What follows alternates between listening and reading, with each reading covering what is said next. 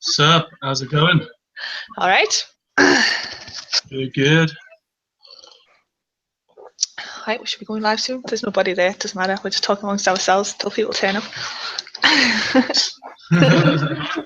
Standard. Oh shit! Hang on. All right, I need to turn down the because I can hear myself twice. And I'll like my own stream. Might as well. Nice one. And that just because it'll just show up on Twitter. Not that I have many followers. 23 whole subscribers now. Woohoo! Nice. You're Good outfit. a whole 10 ahead of me. I thought you might have more with you doing gaming streams, really, but It's mainly because like we're so sporadic, I think. Yeah. Before And I suppose as well, you're it's Russell. Oh, Russ. hey Russell, how's it going? Fuck what? Hello, fellow forever alones. Yeah, that's what people say when they're like, "So, what's your relationship status?" I'm like, "Oh, I'm like forever alone, level 80. Yeah, not quite a level 100 yet. There's still a small bit of hope." That's that tiny. Yeah. I am MGTOW level 4. Do you get like a different coloured belt for each level you go up, or like a badge or something? I'm not quite a black belt MGTOW yet, but See, Snugs was smart. He got the kid early and then thought, fuck it, now I can go my own way. yeah. Hey Owen. Great. Owen.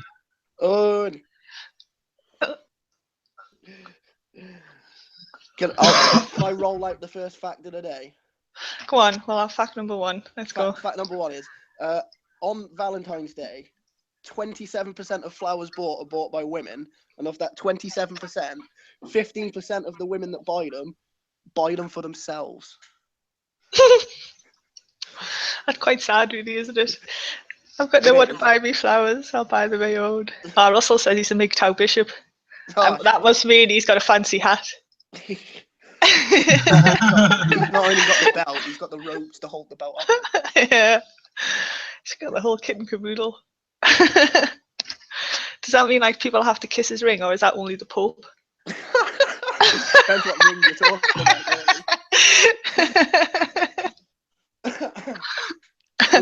I found an interesting little. That wasn't really a. Oh, hang on, I've lost the page. Oh, really, Laura? You only wrote it down 2 minutes ago, and I've already lost the page. Preparation. Oh, here we go. Now, I thought that this was different, and I haven't actually fact-checked it to see which one's true. But it says, in the Middle Ages, young men and women drew names from a bowl to say who their Valentine would be, and they would wear that name on the sleeve for a week. And that's where the phrase "to wear your heart on your sleeve" came from, which now means that it's easy for other people to know how you're feeling. But I thought that it had come from, again, in medieval times, but when like knights were going to joust or whatever, they'd wear like a sweetheart's colours or something like that, or a kerchief or something from the sweetheart, and they'd wear that in the joust. And I thought that that's where that came from, but I don't know. And I suppose I could just ask Google, really, to be fair. To be fair, find out which is true. I wouldn't mind them bringing back the medieval bowl, because you're guaranteed a date then, really, aren't you? I suppose. Well, it just says that they'd wear the name for a week on the sleeve. It didn't say that they would get anything else. Just that they walk around with a name on the sleeve. Yeah, it'd be a bit awkward if, like, you drew the name of someone and they were, like, already in a committed relationship with someone else, and you're just like, shit. Well, it said young men and women, so I'm going to assume that they mean the men unmarried. Yeah. It doesn't specify, but I would make that assumption. And I don't think people had relationships before marriage in the Middle Ages, to be honest, with medieval times. I don't think that was they got betrothed and then that was it, wasn't it? I bet they fucked like rabbits. Looking into that, like, if the man and the woman both drew names out of a hat, wouldn't it be awkward if you drew a girl's name and then she drew a name and it wasn't yours? Yeah, like I don't know. Sarah on her arm, and Sarah would be there with like Snugs on her arm, and then Snugs be there with like fucking Christine on his arm, and it'd just be like, what? Well, who's who? Yeah, it didn't really. Christine? Who? Christine. Yeah, who's Christine? It's just a random name. I'd have a Christine. It was the first name that came to mind. Leave me alone. So, Anyway. Christine. Any Christines out there? Yeah, Slugs is the guy for you. Christine. Any lady names out there? Right, now, how do I just... all right, okay. Nope. I'm looking for the page that I bookmarked. I'm going to send. See, because I'm on my phone, I can literally just pull up Google and just search 10 weird facts. Yeah, but like I don't understand how bookmarks work. This is weird. Bookmark this page. Show bookmarks bar. Roses are red. Bramble is twisted. Actually, to be fair, Laura. Bend over, Baz. You're about to get fisted. Number 3 on this is not all Valentines are chosen on purpose. In the Middle Ages, young men and women drew names from a bowl to see who would be their Valentine. Although they said it'd be added to an urn. Unless like once your name had been pulled, you then didn't pull. I don't know. Yeah, no, it said only the men would draw. Is that what they call it, pulling? And it's where the term. Maybe is that? Who knows? I like finding out where words came from. Yeah, I reckon that's where pulling came from. Valentine's Day apparently traces its roots to an ancient pagan holiday called Lupercalia, in which men stripped naked, grabbed whips, and spanked young women in hopes of increasing their fertility. Ooh. So there you go. Fair play. Hey, Baz. Go on. Fuckwad said that your new drag name is Christine. Batman. Damn it. Hello. I'm gonna have to get rid of Beth now. For the Batman. Hello. Yeah, I would have been on earlier, but That's all I right. had one of those phone calls, you know, they pretend they're MSN. And I love those phone calls. Yeah, the MSN. basically That's scam calls. Ah, right. I love them. Yeah, I like fucking with them. I usually end up being really racist to them. Oh, wait. Like, they're breaking the law, aren't they? The criminals. So Might as well be. I had one off one of the guys, and he was like, "Are you Mrs. Sussex?" And I just reply with yes to every question. No, okay. I just replied with okay to every question, and he'd be like, "Is your name Mrs. Sussex?" And I was like, "Okay."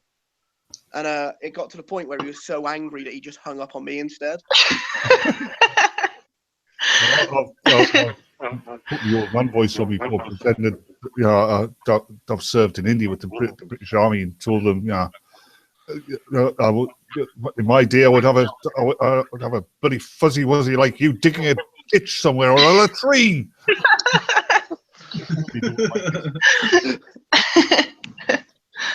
I need to open the stream so I can see the chat. See all 2 people. Hey, Owen and Russell. They're our little troopers.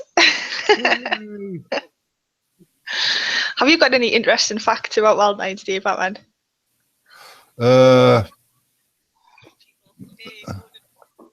Interesting facts about Valentine's Day. Or stories? Anything? Yeah, it's really embarrassing when people find out that your mother's sending you all your Valentine's cards.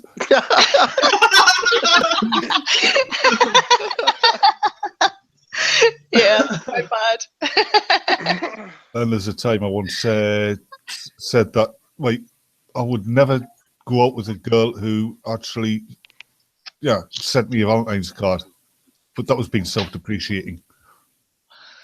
Huh. Unfortunately, I think they've actually taken that to heart. Yeah. Yes, Owen, it's Batman. I think Owen's excited about Batman. Yeah, well, I'm dark and mysterious. Yeah. And everyone's really surprised to find out you're actually a Geordie. I know, it's brilliant. I never knew Batman was a fucking Geordie. Yes. Yeah, And then and so I'm a you were- fucking white male as well.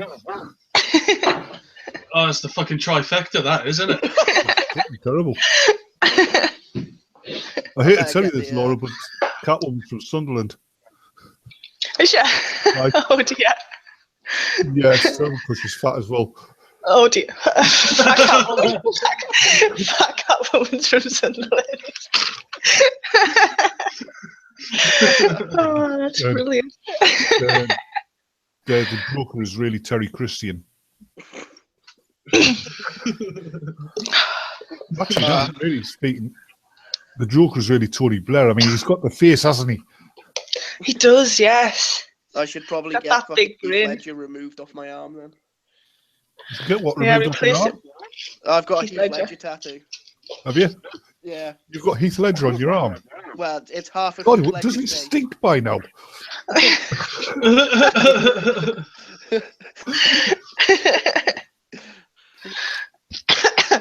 Oh, I've got kind of a Valentine's Day. The hero gets a Oh, fucking Russell is starting again with it. No, me and my ex decided, well, we're going to go to his grandfather. His grandparents had a caravan in Amble, like by the seaside. Yeah, so we decided that we'd go there for Valentine's Day. Why, I'm not entirely sure. I thought it would be romantic in the middle of fucking winter.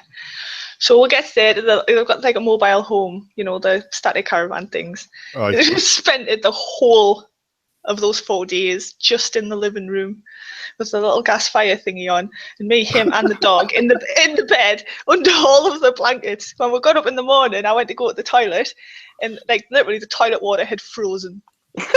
The water in the taps had frozen. I had to chip the water out of the toilet to go to the loo. And then it was like, I need a shower. They had like a little portable gas heater, so that had to go in the shower room for like half an hour before we could take a shower.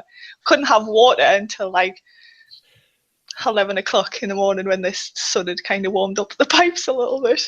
I was like, we're never doing this again. When I was in the TA, we went for a weekend at Otterburn. The army barracks, they're basically stuck on the side of this hill. It's all outside toilets, no actual plumbing. Even in the height of summer, it's fucking freezing up there. Boo. Oh, it's no good. Chipping the water off. Oh. Same when I used to work in the stables, having to chip the ice off the water buckets. You used to work in the stables, did you? Yeah, I went to Huffle College for a year to study equine studies. Oh, yes. I'm a qualified horse groom, as it happens. You've alluded that you come from an intellectual family anyway. I have? Yes, my mum and papa went to university, you know. Oh. Yes, so did my mother. It's got But she was working there. I got a bit heated the other night, you know, on the stream. I was like, ooh, I wasn't expecting this. I was just expecting a nice little quiet, well, not necessarily quiet, but just a bit chit chat. And then Mr. Markov entered and the world exploded for 40 minutes. Then calm reinstated itself. So what's this all about, Miss Meese's head being big? I mean, I don't know. I think some people must have just put that her head's big. I think it just comes from because when I rate Bear makes her do that thing where she makes her put her head to one side and close to the screen and talk in Japanese. Obviously, because her head's right up into the screen, it looks big, you know. So I'm wondering if maybe that's where it's come from. But possibly because when you get a proper look at her, I mean, it's the correct proportion with the rest of her body. I know exactly. I mean, she has got big eyes. That's why I say she looks like a bush baby. That's probably. Who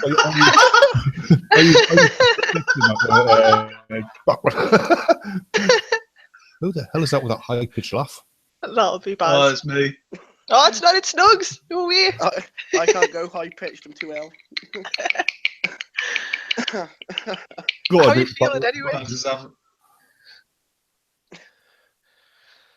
Who's feeling? Hold on. Who's feeling what? Oh, Baz. I'm just asking Baz how he's feeling. We can't make him laugh too hard. He might die. Try to cough more than anything. It's all Snugs as well. Baz stayed at my house one night and now he's fucked. Yeah. Had a bit too much to drink, did you?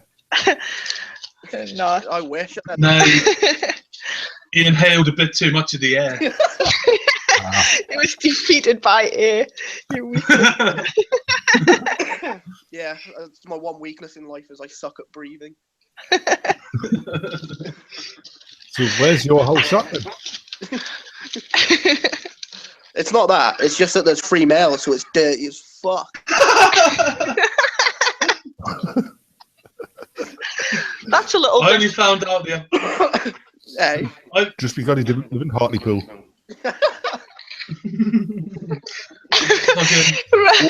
Fuckwad says roses are red, my balls are blue. If I don't get laid soon, I'm coming for stew.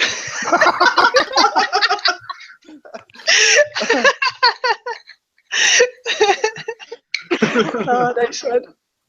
This feels so glorious. Roses are red, violets are blue. If I don't get a lass soon, I'm going to jump you.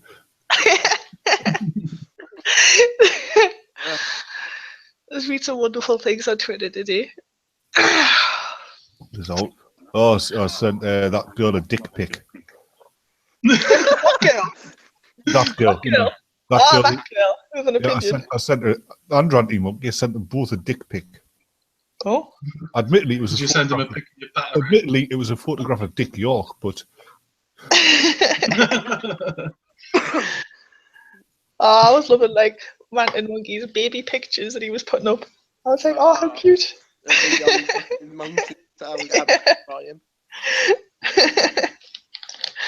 Especially on that stupid grin. that girl liked your tweet. As a female No. YouTuber, as you're a female YouTuber, I feel the need to send you a prerequisite dick pic.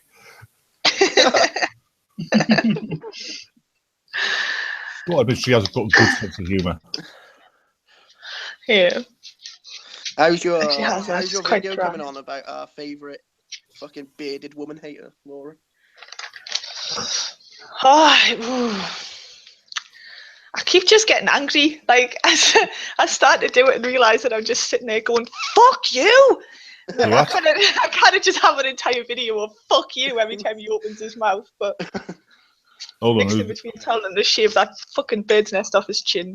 Have you heard of Rouge? It's two colours though. Oh, him. Yeah. Do you know he's only 37? He's got He like looks half about, a grey he beard. looks like He looks in his 45. mid-40s. I know. Nah, he looks a lot older than that. He's got a hard paper round.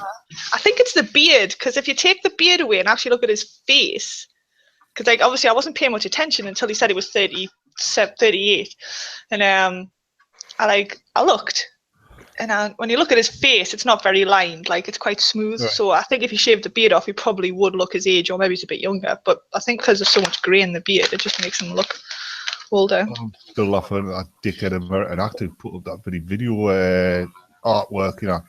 He will not divide He will not us. inside us. He will not inside us. It's been taken down now on grounds of safety. What? His safety. I don't know, just safety in general. And I think it kind of kept getting Trolled. first to put barriers up, to keep the trollers away. And then there was like, well, if there's barriers up and people can't get in, what's the point? And then, I think there was probably the police knew that there was just going to be trouble there, and they were probably having to put like a watch on it, and that's just like a waste of the city's resources, really, to be fair. Yeah, they should have just firebombed it. To protect an art exhibit for 4 years, it's like, no, the police have better things to be doing, I think. I'm going to ask you this question. See if you're within the consensus here. What do you think about the Angel of the North? It's pretty cool. Yeah, you're a southerner, aren't you? Yeah. Oh, We don't like it up here. Well, it's just a big thing, but It's a it did come in handbag, handy like a once when I was trying to get from Newcastle to concert. My mate was driving.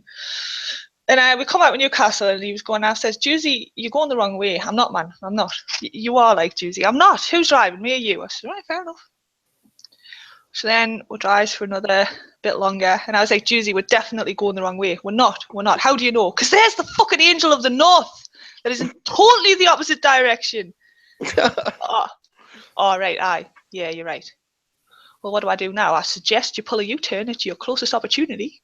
Scat nav That's what law. that traffic is all about. So Take the it came in useful it's once. Convenience. No, it was as bad as what that. Yeah, actually, no, I hate the Angel of the North worse than that bloody monstrosity put down the bottom of Chelsea Street. Oh, I've never seen that one. I've never been interested. Oh, the arch thing, it's been pulled down now because it was falling apart. Yeah, and now the glue sniffers sitting under it. But, you know, we had, how Chelsea Street used to have, like, this huge market. The market for this pretty piece of modern art. Oh, the market was quite good. So. I used to have people. Owen says Trump Tower security is also costing the taxpayer millions as well. Poor New York can't catch a break. I was getting so PC and feminist and social justice over there. The Spider-Man's gone to New Jersey now. Has he just packed it in? In classic form, that Sarah Silverman tweet had me fucking wetting myself. Just and the responses to it. Where with the swash stingers. Yeah, she tweeted a photo of fucking like layouts for roadworks, and she put like have neo-Nazis not got Google drawing swastikas on the street, and then people were responding by putting like road workers working, saying they've even got a uniform to show each other off. Yeah, Dark on a card pieces over that, I think. The only time she was ever any good was when she was in that episode of the Voyager. She tried to. I don't even know who she is. Yeah. Fuck you. I see swash stickers everywhere. Yeah, now everybody thinks so much better of you. That's all because, you know, I mean, she was fucking Matt Damon. Yeah, you remember that one, don't you? See, I was trying to explain who she was to someone. I was like, it's hard to explain it. The easiest way was she was with Matt Damon. And then everyone's like, oh. See, I still don't know. And you need to turn your mic up. Who? The guy who was talking before. Me. It's on the phone. They're both on the phone. Snugs, are you on your phone or your PC? I'm on the computer. Oh, yeah? Oh, with your shit red mic that you bought just because it had a red end. Yes. I only bought it because it looks like a fucking red rocket. You want it because it looks like a dick. Hi, Thrax. Right, so we've got a new Thraxy likes nudes. This is no lie. Don't be heartless and show me some thigh. Hold on a minute. Is that any better? I've changed to my headset. That's better. Yeah. I just hope it doesn't fuck up now. We discovered this last time. You just don't learn, do you, Baz? Yeah, but the problem with my headset is that it makes that funny sound every now and then, doesn't it? What funny sound? Where it like plays up and then I have to take it out and plug it back in and take it out and plug it back in. Alright. It's like I'm simulating sex with a fucking headset. We remember that. It's the only sex you get, really. You might as well. Here's a sensual Valentine's Day poem for you all. Roses are red. Voice. I like my women thinner. Preferably anorexic, so I don't have to take them out to dinner. I like roses are red, grass is greener. I think of you when I touch my wiener. Yeah, but that's just shit. I don't know why you like it. I just think it's funny. You know, on Valentine's Day, I've got to say, if I had a choice between, what the hell do you call it, that stupid fat bit with the glasses. If I had a choice between Macy Green and my cat, you know, the cat had better run. I did see. I'm still fucking Macy Green. She's not actually human. She's what happens when the Cabbage Patch Kid grew up. As long as I can slip my dick in her, I don't care. I think it's sewn up, pal. I think it's she's quite freaky, isn't she? Because she's got like a whole sex channel. Talking apart, one time over, she used to brag about how she used to lead blokes on and then break their hearts, and she was also responsible for the ruination of a few marriages. All right, bitch. I did see a funny story of I say funny, it's more sickening than funny, of a girl that put up on Twitter of a friend of hers that met a guy on Tinder. And everything went well, and she went for this date with him, and she ended up hooking up with him afterwards. And he finished by like coming on her face and chest, and it gave her a rash on her face and chest. So she went to the doctors and was like, "Look, you obviously busted a nut on my face. I've got this rash from it."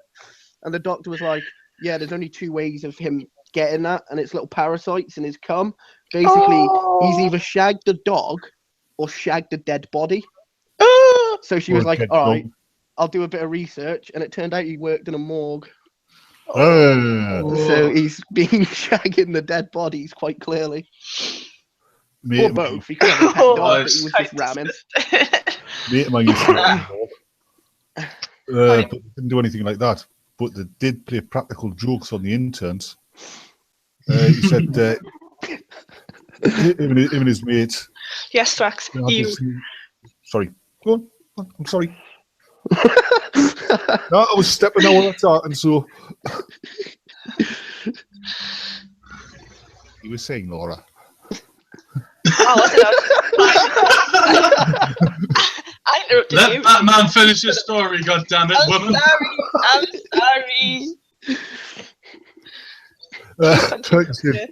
So, mate, I used to work in morgue. He says they used to get the medical students doing a bit of time in there, and I always used to play the trick on them. And they got this one young lad. They got his mate. Yeah, the other morgue worker. Laid him on the table naked with a tag on his toe. Straight over him, and this medical student's coming in, and he's got to examine the bodies.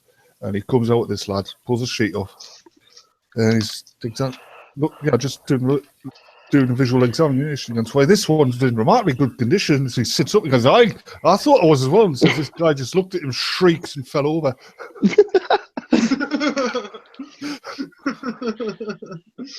If it was me, I would reach for some serious thing and clagged him over the head.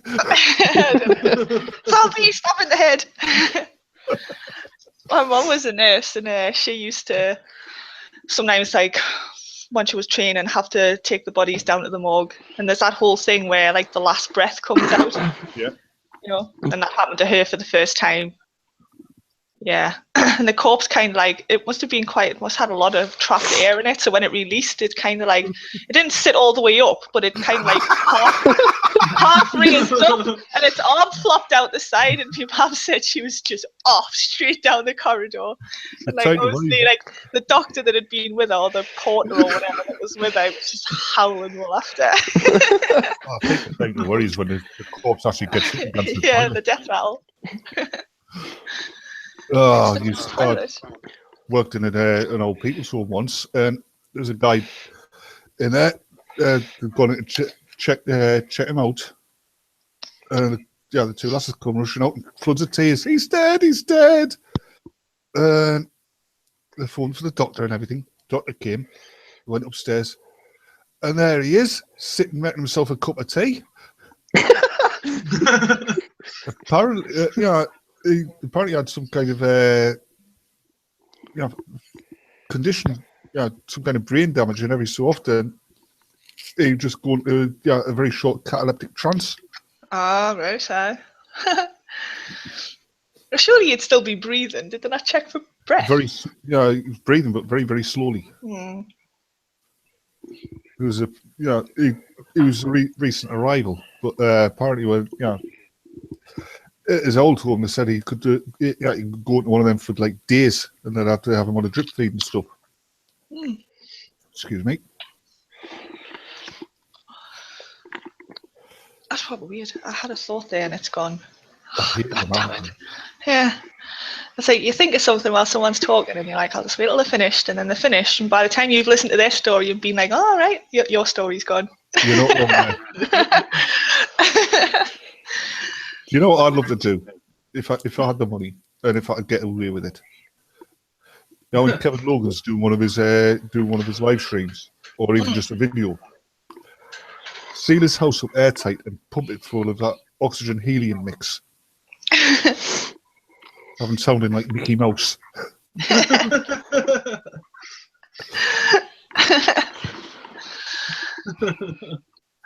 Well, if I ever saw him when I'm out in the Batmobile, like that's it. I'm gonna mount the curb for that bastard.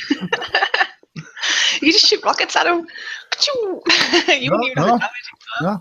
You see, the Just don't waste Batmobile. rockets. The Batmobile has got VTOL capability. You know, it can take off and land from his standing position. I could run him over, I could reverse over him, and then I could jump up and down on him without even getting out of the bloody car.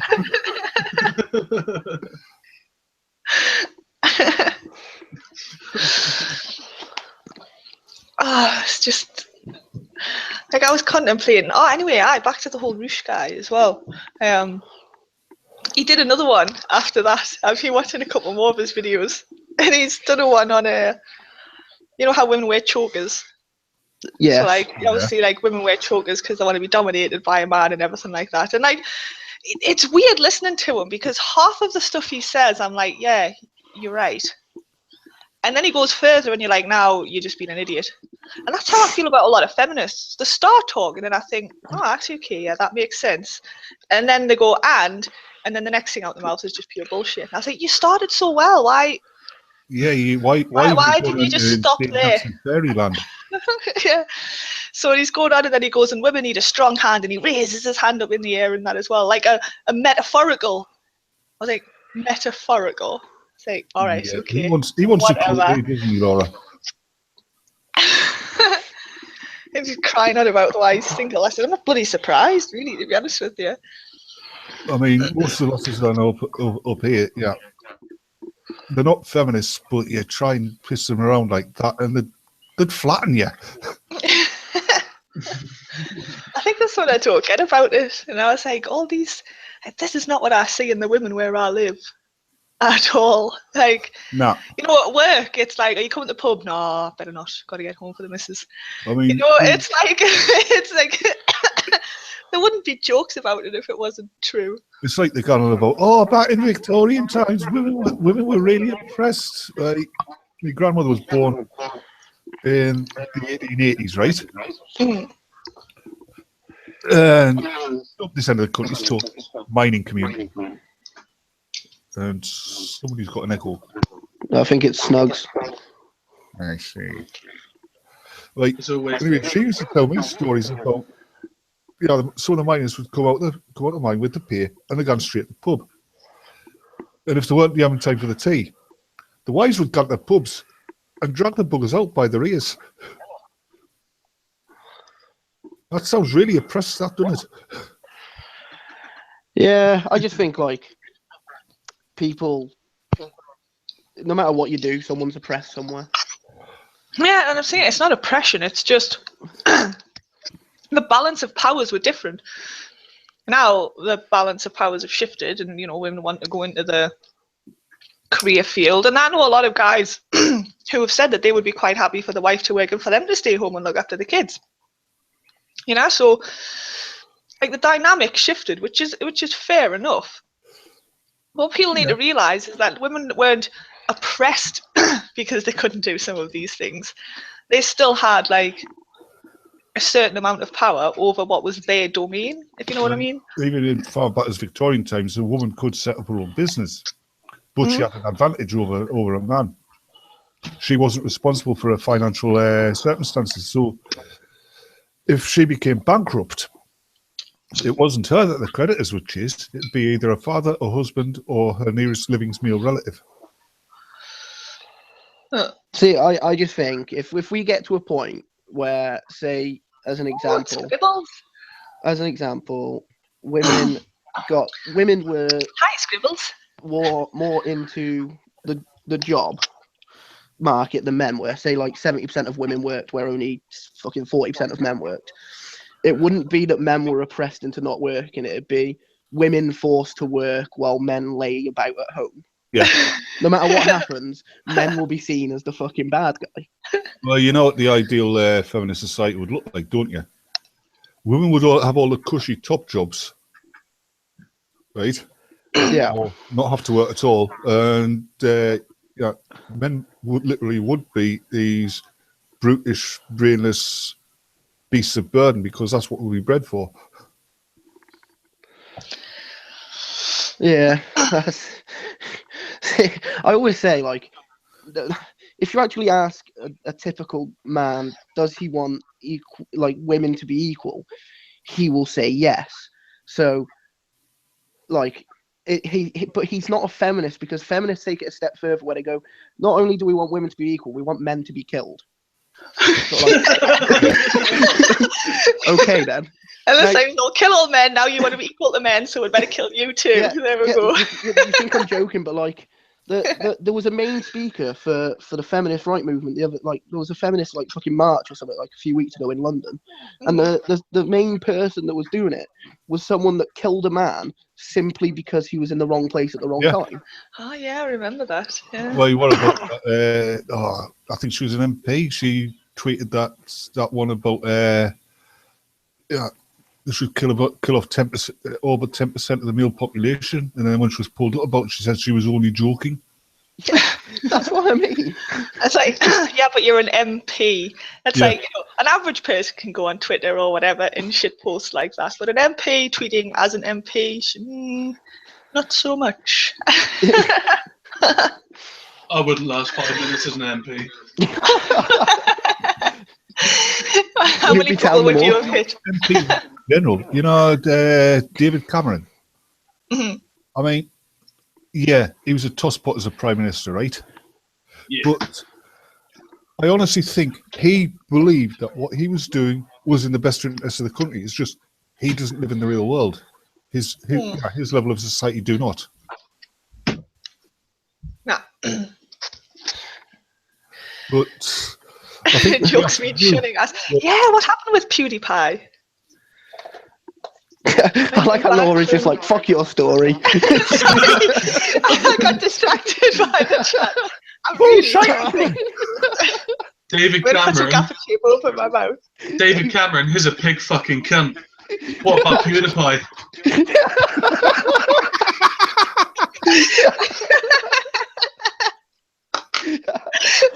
I've got a serious question for you.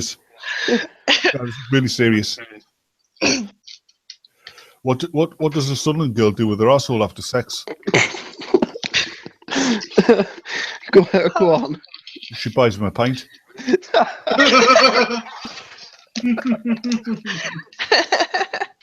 Yeah, you've got Essex roots down south. We've got Sunderland jokes up here.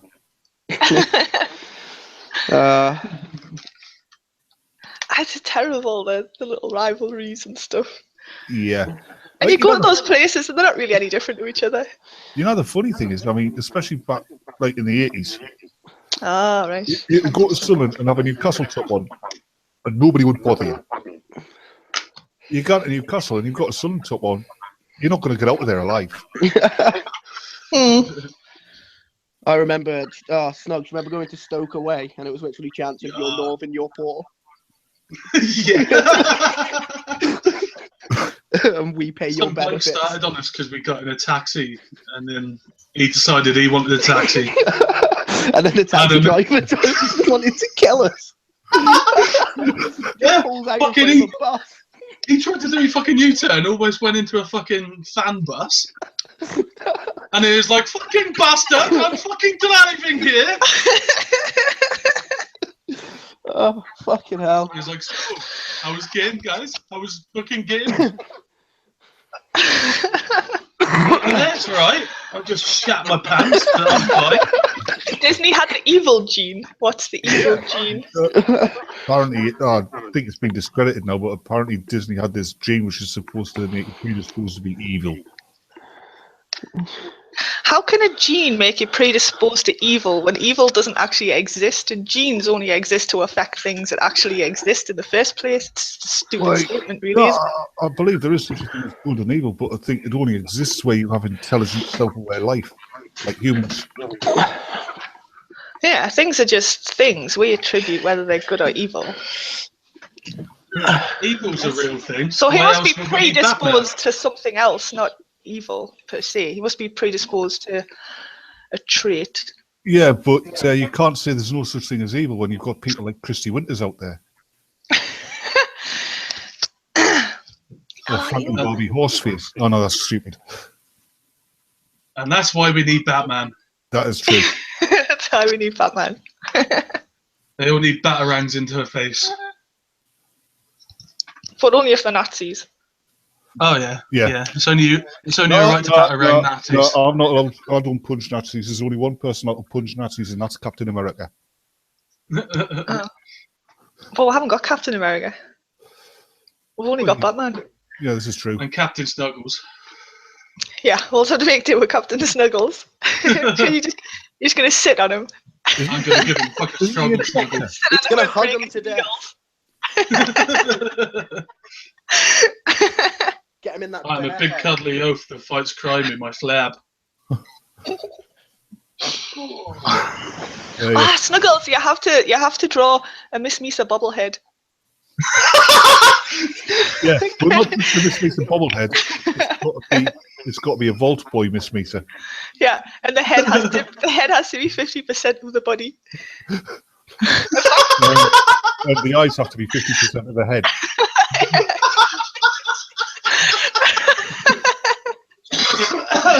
I'm going to find my stylist. And I'm going to fucking do that. I can't even remember the percentages. It was like 20% hand, 15% flabby arms and toe. Just one toe. Just one toe. Oh, fuck. Got to admit, He's just one of these people. I mean, honestly, think if she actually looked like the back end of a donkey, she'd still get interest because it's her personality. Yeah. I'd fuck her. Yeah, but You fuck anything, you. Jeez. Yeah, I've just got a pulse. That's it. I don't even sure Snugs needs a pulse. Yeah, it was Snugs who works in the morgue. I've got that raspberries, man. If you've got a pulse, yeah, well, his pacemaker is still making his heart beat. So. Oh. You should see my version of CPR. I read a book once. I can't remember who it was by, but basically this guy in it, he basically used to shag dead bodies. But what he would do is he would take a live bird and insert it in the chest cavity, so it seemed like a heartbeat. It was like a serial killer. He was one of these weirdos. There's some strange psycho thriller book. I was like, that's quite disturbing, really. It's quite disturbing that somebody thought that up as well. Do you know what I mean? It gets worse. There was a kind of low-budget zombie film watched once. This last chick gets up with this bloke at the party, and she gets this pretty disease off him. She's slowly turning into a zombie, and it turns out this bloke's been raiding the local morgues and having his way with the corpses. And that's where it all came from. There are some weird minds out there. See, it's the people that make up these like films are the ones that worry me. The ones that really worry me are the people who make up films like Twilight. Well, it was a book first. The books were slightly better. I read the books, to be fair. There were some characters in them that I really liked, and some characters that I didn't. My cousin's wife, because she was sick of us taking the piss out of the films, and that, give us the first book to read in the first film. I got through about 2 pages of the book, and I couldn't handle it. It's not really a book for a grown man, to be fair. It's not really a book for a 13-year-old girl to read. I don't think it is either, to be honest with you. I think maybe that's why I liked it, because a lot of the subject matter she touched on were it was basically older, a lot older than I thought a lot of younger teenagers would have got. But it was written by the mother and daughter, wasn't it? I think that's why it's got that. Stephanie Meyer's putting all her sexual fantasies on paper. That's all it is. She's a frustrated middle-aged housewife. Isn't that pretty much what all fucking women's books are these days? More than likely. You got like fucking 50 Shades of fucking everything now. Yeah. There was a few of them. Tonight, I've got a headache. There was a load that came out after that as well. Actually, I read some of the ones that, like other ones in the genre that were far, far superior. like much better written, much better characters. Because the lass in 50 Shades was proper wet.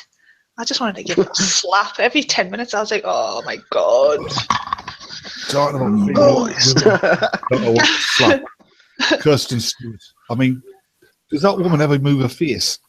Yeah, she's a bit miserable. It's a as mask, well. isn't it? She did do or say something though. There was a newspaper article. And I actually kind of started to change my opinion about her a little bit. I can't remember what she was going on about now. Something like nerdy. And I was like, oh, yeah, so she's not as limp as she seems. She has Although I got thought something interesting. I saw Snow White and the Huntsman, and she wasn't bad in that. She Yeah. actually moved her face. She wasn't bad in that, but they recast her in the next, like the fucking follow-on film. Well, the one that flopped. Yeah, well, they redid another one after that, didn't they? And they completely recasted it because the first one was such a shit one. Yeah. Huh.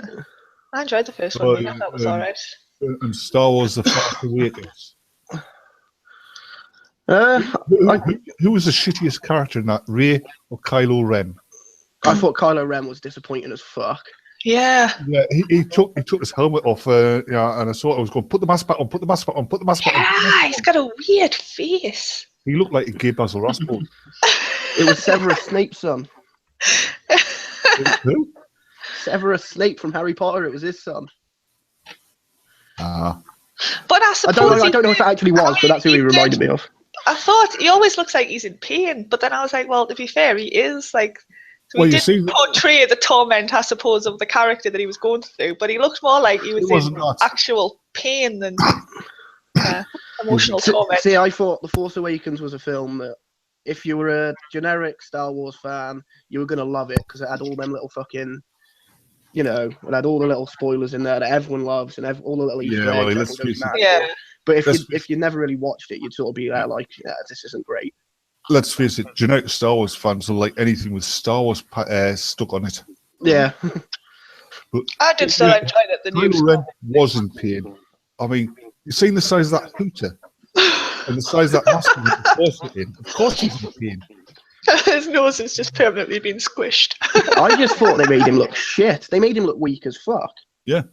Yeah. Apparently that's why Thingy sounded so odd in Batman, wasn't it? Because his suit kind of constricted his neck or something. Oh, you're not on about the Dark Knight trilogy, are you? You know, Possibly I. The Nolan ones that weren't actually Batman films. you're on about Ben Affleck or you're on about Christian Bale? I think she's on about Christian Bale. I think in one of them it is the neck piece on his suit It was probably in was the Dark wrong, Knight and it Rises. made him like talk funny. Now I don't know if they It fixed sounded it for the like rest that of them, and then well maybe they just thought, well, since you sounded like that in the first one, now even though we fixed you, you're gonna have to sound like that for the rest of them. So for the next two, we had to put it on. I don't know. What? Yeah, That was the Christian Bale he impersonation. did take a bowcaster bolt to the See, abdomen. That's what made me laugh with the Christian Bale one. Was Yeah, he true, literally he didn't even did. change his voice. Yeah. It's got to be quite painful. Yeah, I thought they were good films. Don't get me wrong, but they weren't Batman films. They were action films. Mm. Yeah, they were just stock action films. The first one with him in I thought was quite good. It wasn't bad, but Mm. his Batman and his Nolan's Batman and Bruce Wayne are basically seem to be written as spoiled brats. Mm. But that's just my opinion. See, I don't like Nolan Batman for the Batman. No snuggles. Ah, okay, Scribbles. Yeah, I like him for. Well, I like the Joker just for the Joker in it. Yeah, but it wasn't the Joker. Yeah, Heath Ledger's Joker isn't an original Joker, but I like that spin on him. If you like it, you like it. I mean, it's movies for the most part. Oh, Right and wrong with movies, is it? It's all Yeah, based on your personal preference. That's what it is with all I'm movies, really, isn't it? starting to make sense now. Let's talk about something stupid. Yeah, it's supposed to be an anti-Valentine's party. I haven't got There's any more Seeps is in here, so anti-Valentine's joke. Seeps will make it fun for us all. Ah, Anti-Valentine. hello. Yeah, I was supposed to tell like Right, stupid working. stories about Valentine's and having silly jokes. I kind of just got distracted, as we do generally, to be fair. Get distracted Right, about things. right has a job. The posh bastard. Yeah. I have a job too, it's just I'm on the sick at the minute. I have a job. So you don't have to sneak to somebody else's house to use their computer then?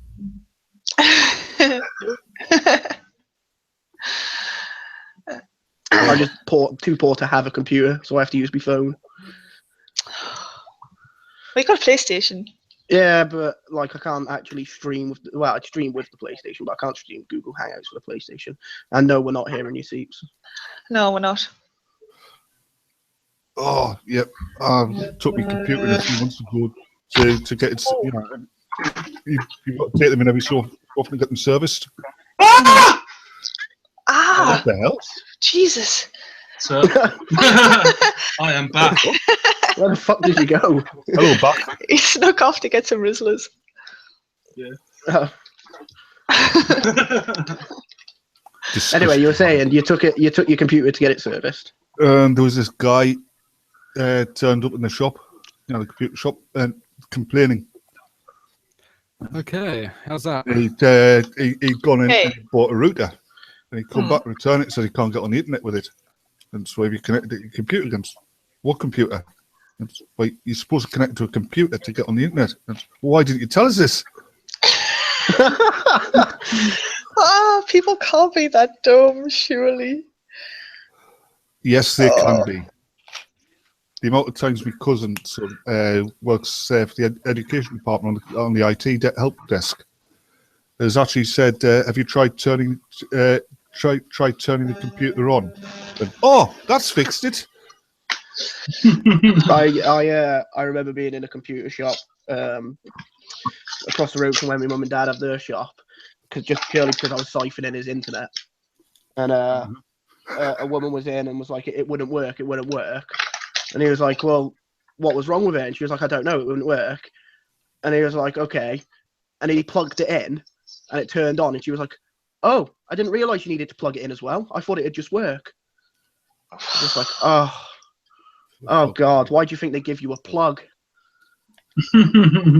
Not just for shits and giggles, love. Yeah, it is quite bad. Like, to be fair, it was the one where it was a travel guide, or like at the Grand Canyon and that, and it was just the various questions and stuff that he used to get asked by the tourists. He says one of the best ones he got asked was when somebody says, "So how much does the Grand Canyon weigh?" Like, it's a hole. It's nothing. I always love the people that get confused by what weighs heavier, a ton of brick or a ton of feathers. Yeah. And they're always there like, it's the brick. And it's just like, how can you be this stupid? It's the bricks, obviously, because they're fucking bricks.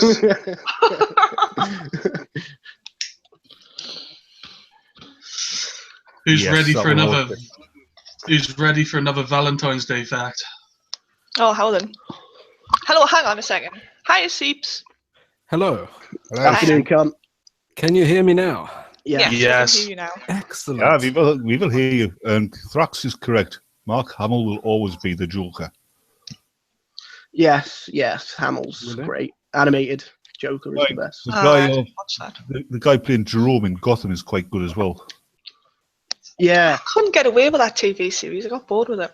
I Oh, got a enjoyed bit it. annoyed when they killed him and then brought him back, if I'm honest. Shh. No spoilers on my show for people that haven't seen things. Yeah, Mate, they brought him back as a woman.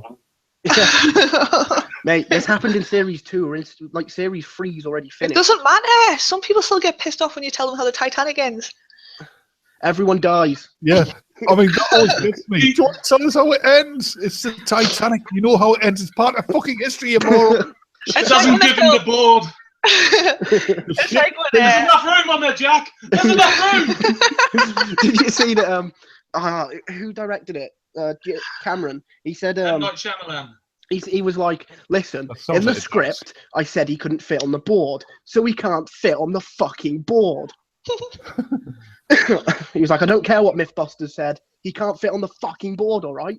You know that bit in Titanic where Boone, what the hell he call it? He's standing right at the front of the ship with his arms outspread. Oh, yeah. Wouldn't you love to creep up behind him with an air horn?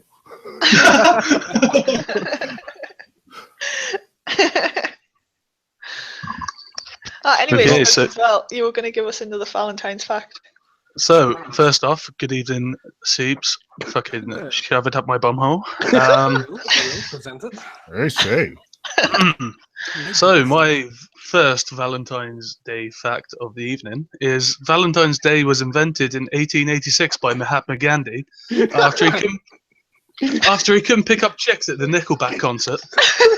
So he decided to devote an entire day to it, where he'd send girls flowers and invite them into his mud shack. That's actually incorrect. I mean, Valentine's Day started, back in Roman times. It was quite a grisly affair because it was the Vestal Virgins who started it, and they would entice young men into their temple, and then they would cut their hearts out. That's why you will always send hearts on Valentine's Day.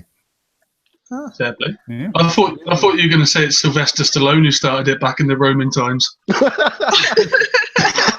Yeah, well, he was. I got this card for you, lady. Why did you do an Arnie impersonation then? Yeah. Why don't you chill? Yeah, just stick to drawings. Yeah. Another pervert. I just want to turn my accent. You don't do impersonations and Baz doesn't sing. Truth. Baz doesn't do anything. Yeah. I So there's don't. the first two rules. We just need the third rule because we all know what rule 4 is. Seeps is a cunt. Seeps is a I'm a cunt. cunt. I am indeed a cunt. Hang on, let me get this straight. So we're supposed to be sharing Valentine's Day facts. Well, you don't have to. It was just Just make the shit up. yeah. thanks. You could make it up. You could tell a funny story of something that happened. You could tell a horrible story because it is an anti-Valentine's party. So Oh, like, you've heard that one about where Dr. Watson. as long as it's not soppy. Oh, that's fair enough. You've heard that one about where Dr. Watson's standing there in the front room of the apartment he shares with Sherlock Holmes, and he's got his trousers down by his ankles, and he's bent over, and he's saying, "Oh, I say, Holmes, why are you rubbing that lemon on my backside?" Lemon entry, my dear Holmes. Lemon entry.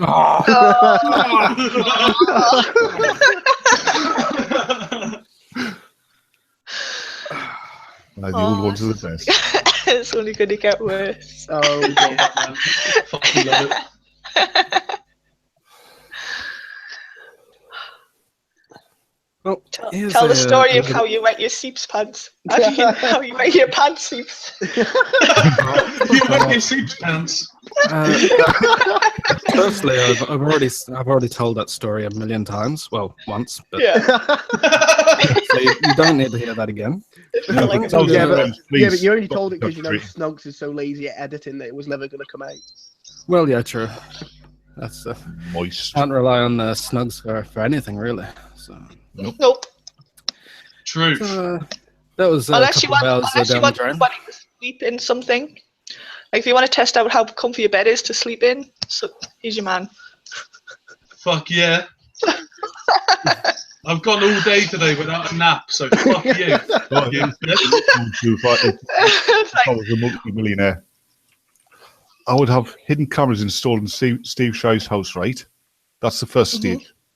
Then, I would have somehow manage to get him drugged, so he's lying there unconscious, and have a really hot actress show up and pretend she's having sex with him just when his wife bursts in, because I want to see him beaten the shitless by his wife.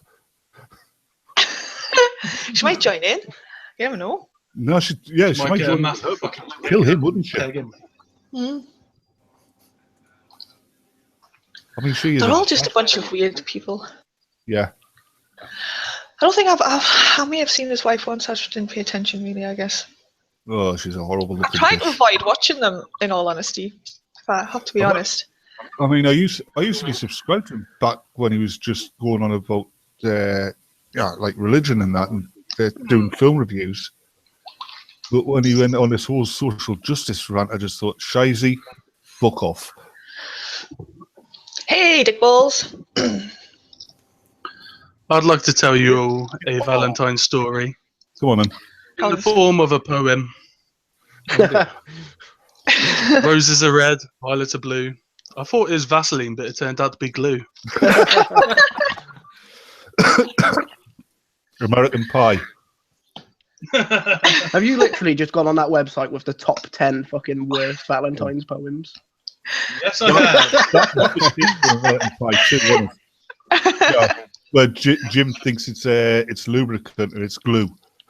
Yeah. on the roof of the videotape, stuck in one hand and his dick stuck in the other. Roses are red, violets are glorious. Don't try to surprise Oscar Pistorius. Roses I are like red, that one, actually. violets are blue. I've got a big dick and it's coming for you. Oh, yeah. Basically. Roses are don't red, set violets secrets are glorious. I'm not bragging, but my dick size is notorious. Roses are red, violets are blue. This joke's overused. Your sister is too. Yes, yeah. I like I wish I could remember some of the Married with Children Valentine's jokes. roses are red, violets are blue, Pornhub is down, your mum's Facebook will do. You see that one from I Write Bear a little earlier. Roses are red, niggers are black. If drinking milk is racist, why do niggers smoke crack?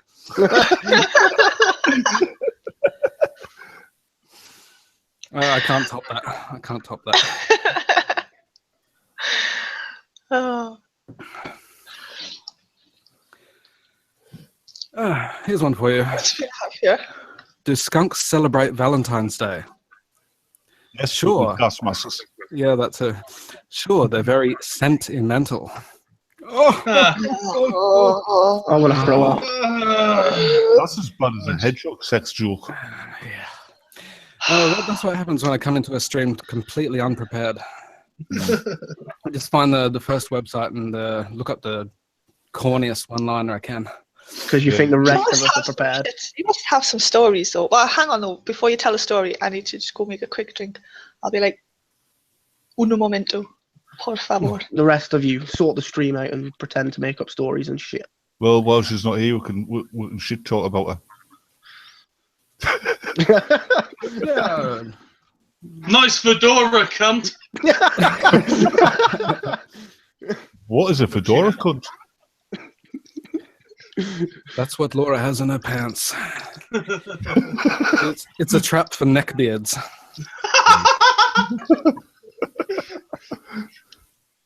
Fucking idiots. Yeah, fuck fun. Someone needs to fucking Photoshop some hipster glasses on it. All right, yeah. Give us a second. Nice one. I remember there was once, back when I was 18, I was going out with this lass. She was a bit kinky. And she, Valentine's Day, she convinced me that because of Valentine's Day, I should be be romantic with her and let her chain us to the bed. So I did. And I'm lying there, waiting to be pleasured. And she turned on and says, "Wait, that's me off down the pub." Excuse me a minute. One call. There's this one time I was getting intimate with a girl and she said, "Get down on all fours and fucking moo me." Fucking moo. Fucking moo. Fucking moo.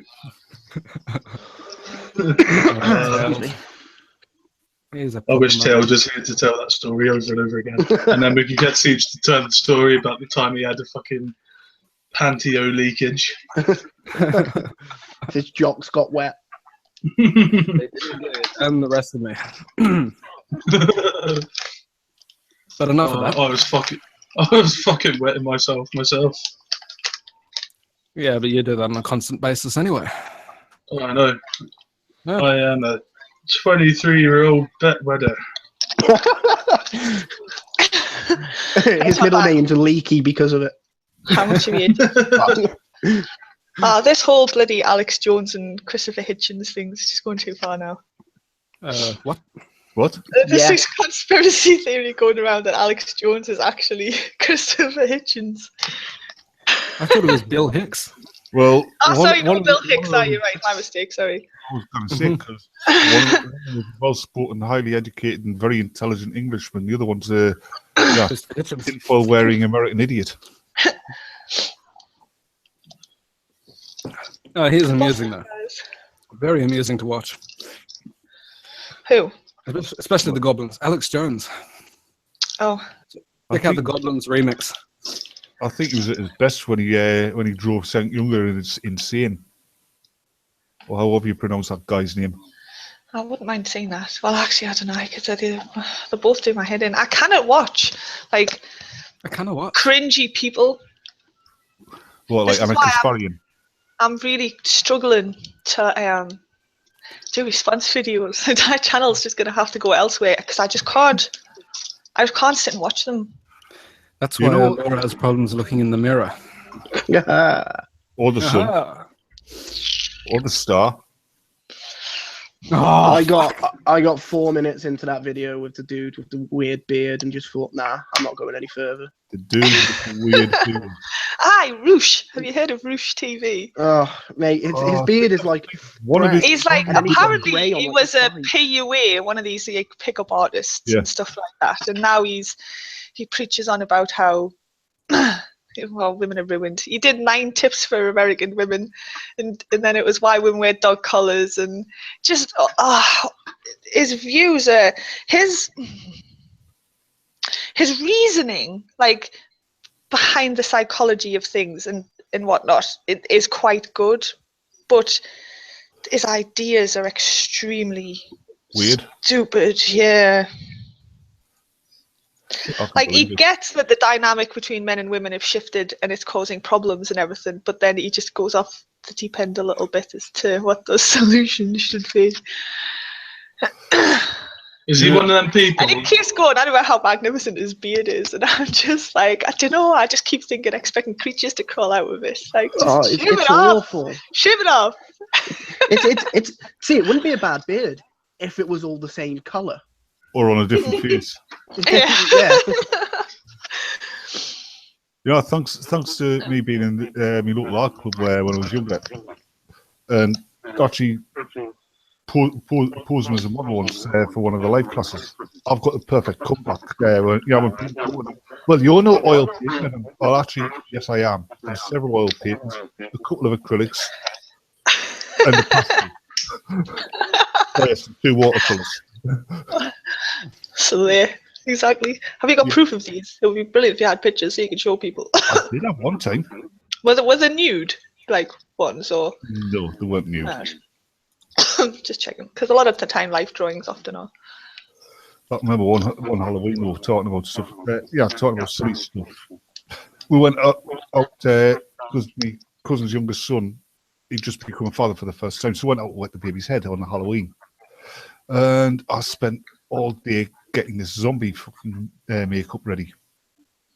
And when I was going up I got stopped by the police to see if I wanted to be taken to the hospital. It was that good. And on the way I home, do I turned fancy the corner, dressing every and year. there was this teenage lad and this teenage lass walking down, and I turned the corner on the way home, and they shit themselves. Brilliant. Me and my friends do fancy dress every year. I haven't done it for the last couple of years, but we did for about 10 years running. And sometimes we had a theme and sometimes we didn't. But one year we did zombies. But we had all sorts of weird and wonderful. There was like a nun zombie, and then one of the couples, they dressed up as bride and groom, but they swapped because I think either the dress or the suit didn't fit one or the other, so they just swapped. So he went out as the bride and she went out as the groom, but zombified and that. And it was really quite funny because in the pub there was a bunch of lads in there playing pool, and Hug was in his dress, and they were like just pretending to hit on him and that and stuff. And it was just a really good laugh the whole night. Because like everybody, there was about 10 of us as well, so, and everyone looked really amazing. So when we were going into the pubs, it was just, people just thought it was brilliant. Because it wasn't Halloween or anything. It was like in the middle of February. So, Have you ever been involved in you know, I mean, you've probably been to a house party, haven't you? yeah. Yeah, and slept over. Have you ever been involved in any horrible tricks on anybody? Yeah.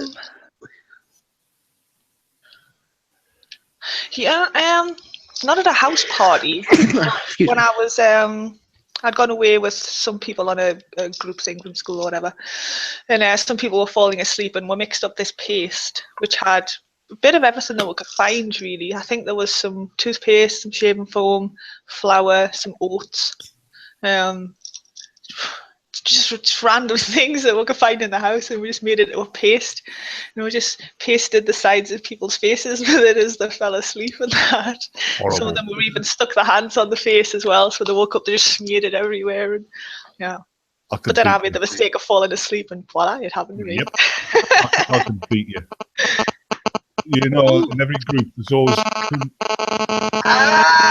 Stu. Ow. You're killing us. Stop tuning into the police bands. Sorry. You know, there's in every group there's somebody there who nobody likes, who everybody wants to go, but they'll never get the hint. Yeah. What about me? No, well, with the group I used to know, there was this lass there. Nobody liked her, but she was always there, every party. And one of the lads, he was studying dramatics, particularly makeup. And house party at his house. And this lass, she got drunk first and fell asleep. So this lad and a bunch of the lasses decided have some fun with her. So they took her top off, took her bra off, and got this chest hair wig and some makeup glue. Carefully fixed it, put all her clothes back.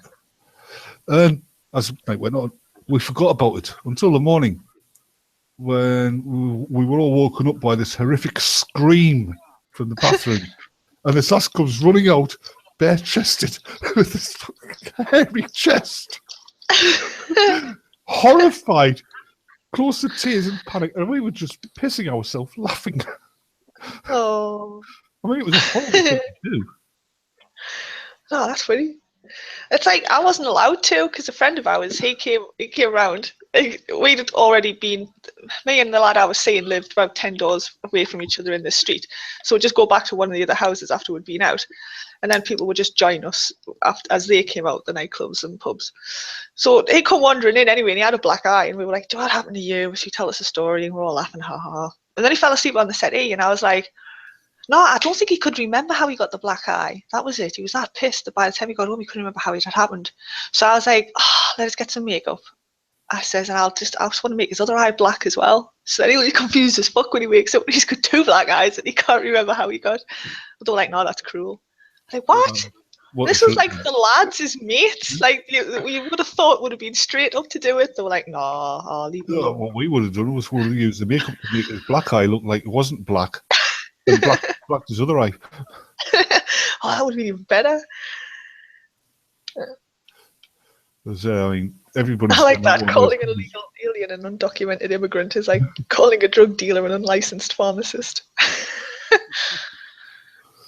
I've never had a fun drunk story as in what we've pranked other people, but I remember going to a house party by where we lived, and we were walking between. We must have walked, because I can't remember doing it, but we must have walked between one house and the other. So I remember getting pissed in the one house, waking up in the other on a mattress that wasn't from either house. Right. And not remembering where this mattress has come from.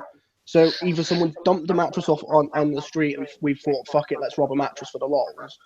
Or, like, we've robbed the mattress from an actual house. And someone's gone home and gone, where the fuck's my mattress gone? What I wanted was, when you get out of one of these drunken benders, how come when you wake up, you always wake up clutching a traffic cone? Not quite a traffic cone, but I remember waking up at Rich's house with a fucking a set of traffic lights in there. Traffic lights? Yeah, the portable traffic lights. Oh, there's one lad got so drunk once. I mean, we all got Frank says drunk. he's glad he doesn't drink. Oh, yeah, sometimes I wish I did, but I don't get that drunk. This So. lad got absolutely smashed. He didn't know what the hell was going on. So as a prank, we bought him a return ticket to York and put him on the train from Newcastle. Oh. And we didn't see him for a week. He had woken up in York, with his return ticket in his hand. We'd actually sellotaped it to his hand. And he woke up with his return ticket and walked home.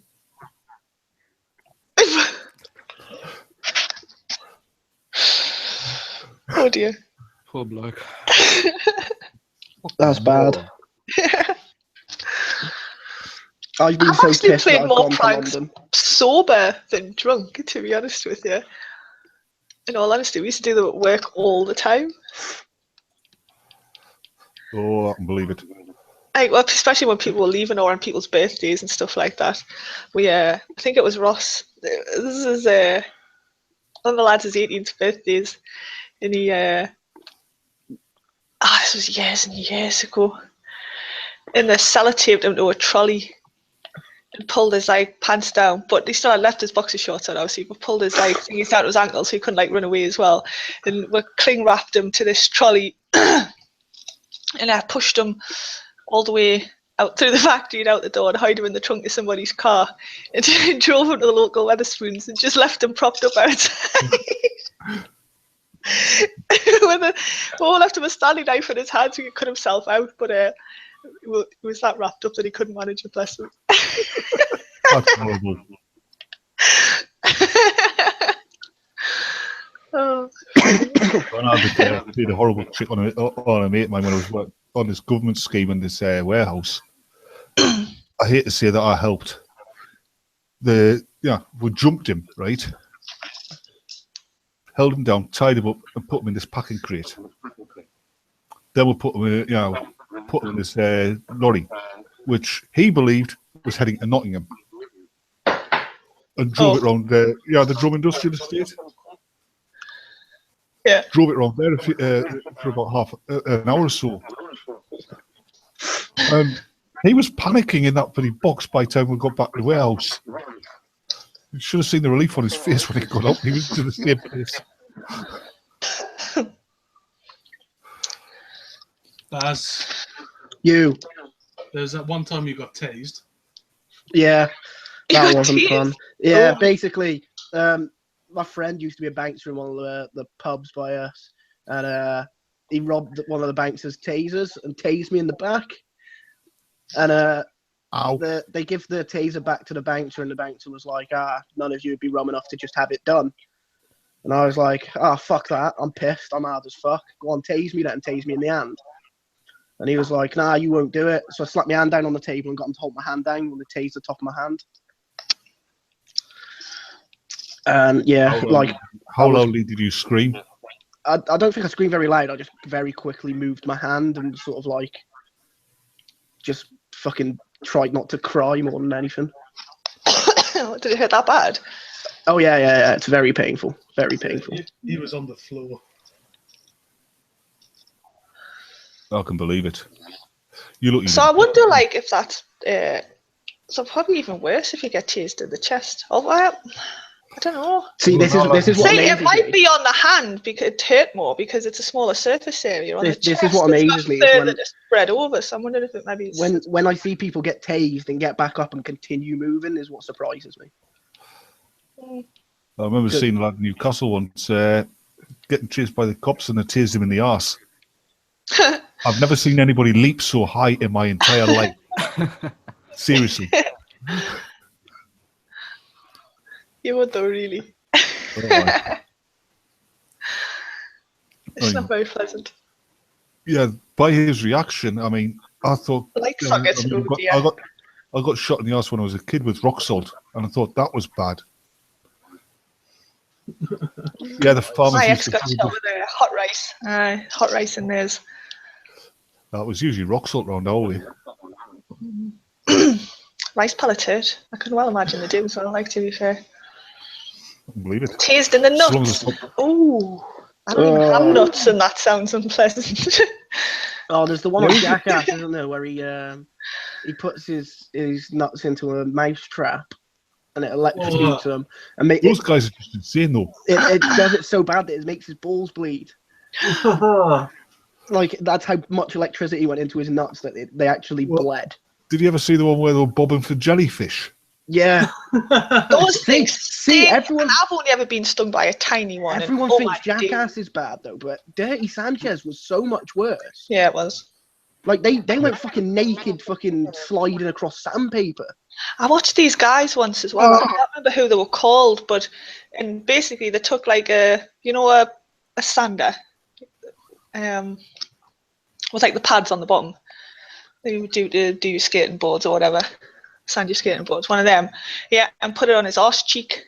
I think that was Dirty Sanchez. Straight on his bare arse cheek, was it, Dirty Sanchez? I think so. Yeah. Dirty Sanchez. It was that sandpaper one was so bad they didn't air it on the DVD.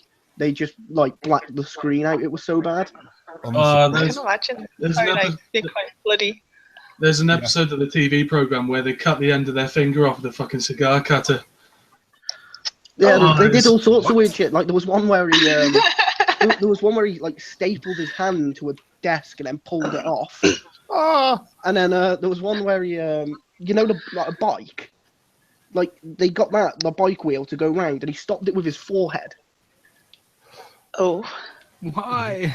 I still like the one where the one with that was it Bam Bam? I'll tell you why, right? It's because men haven't got like mammoths and other wild animals to be out hunting, so they have to prove their manliness in other ways. We haven't got mammoths. They end up doing their manliness, not manners, their manliness in other ways, and in generally stupid ways. We haven't got mammoths to go out hunting. You've seen that plus size model, haven't you?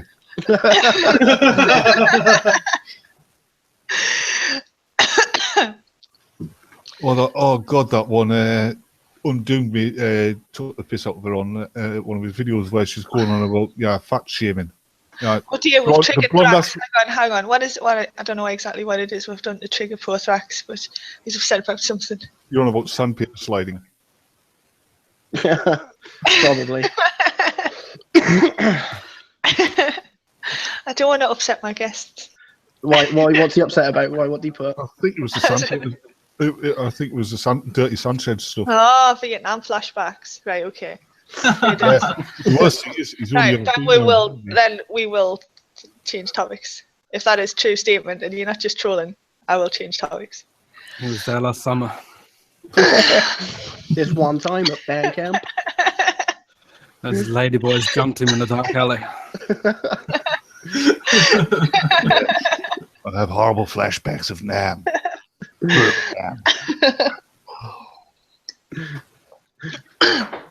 was another fact there, actually. That they say that. Hang on, I'm going to get that page back up again because it had some interesting facts on. Here we go, 14 miserable facts about Valentine's. But there was one on there that was quite interesting. I can find it again.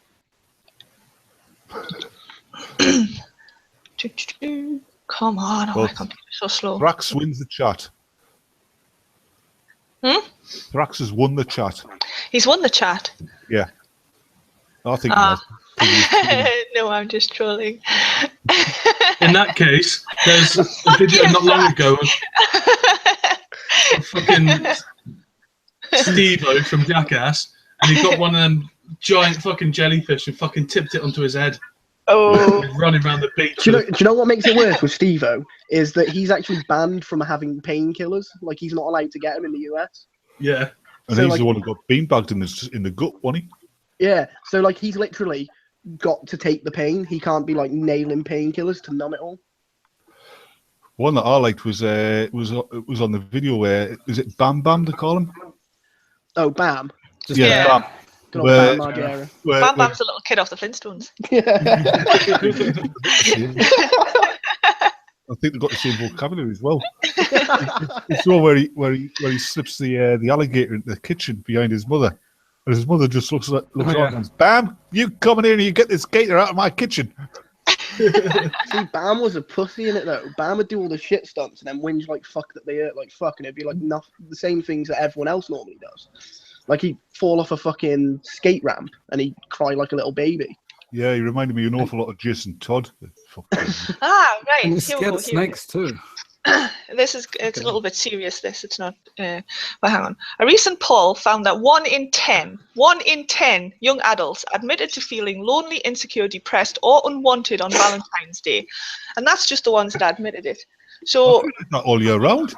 and I'm just like, this And is this somehow, entire Laura- made-up holiday that like is completely unnecessary, and people actually like it actually affects them.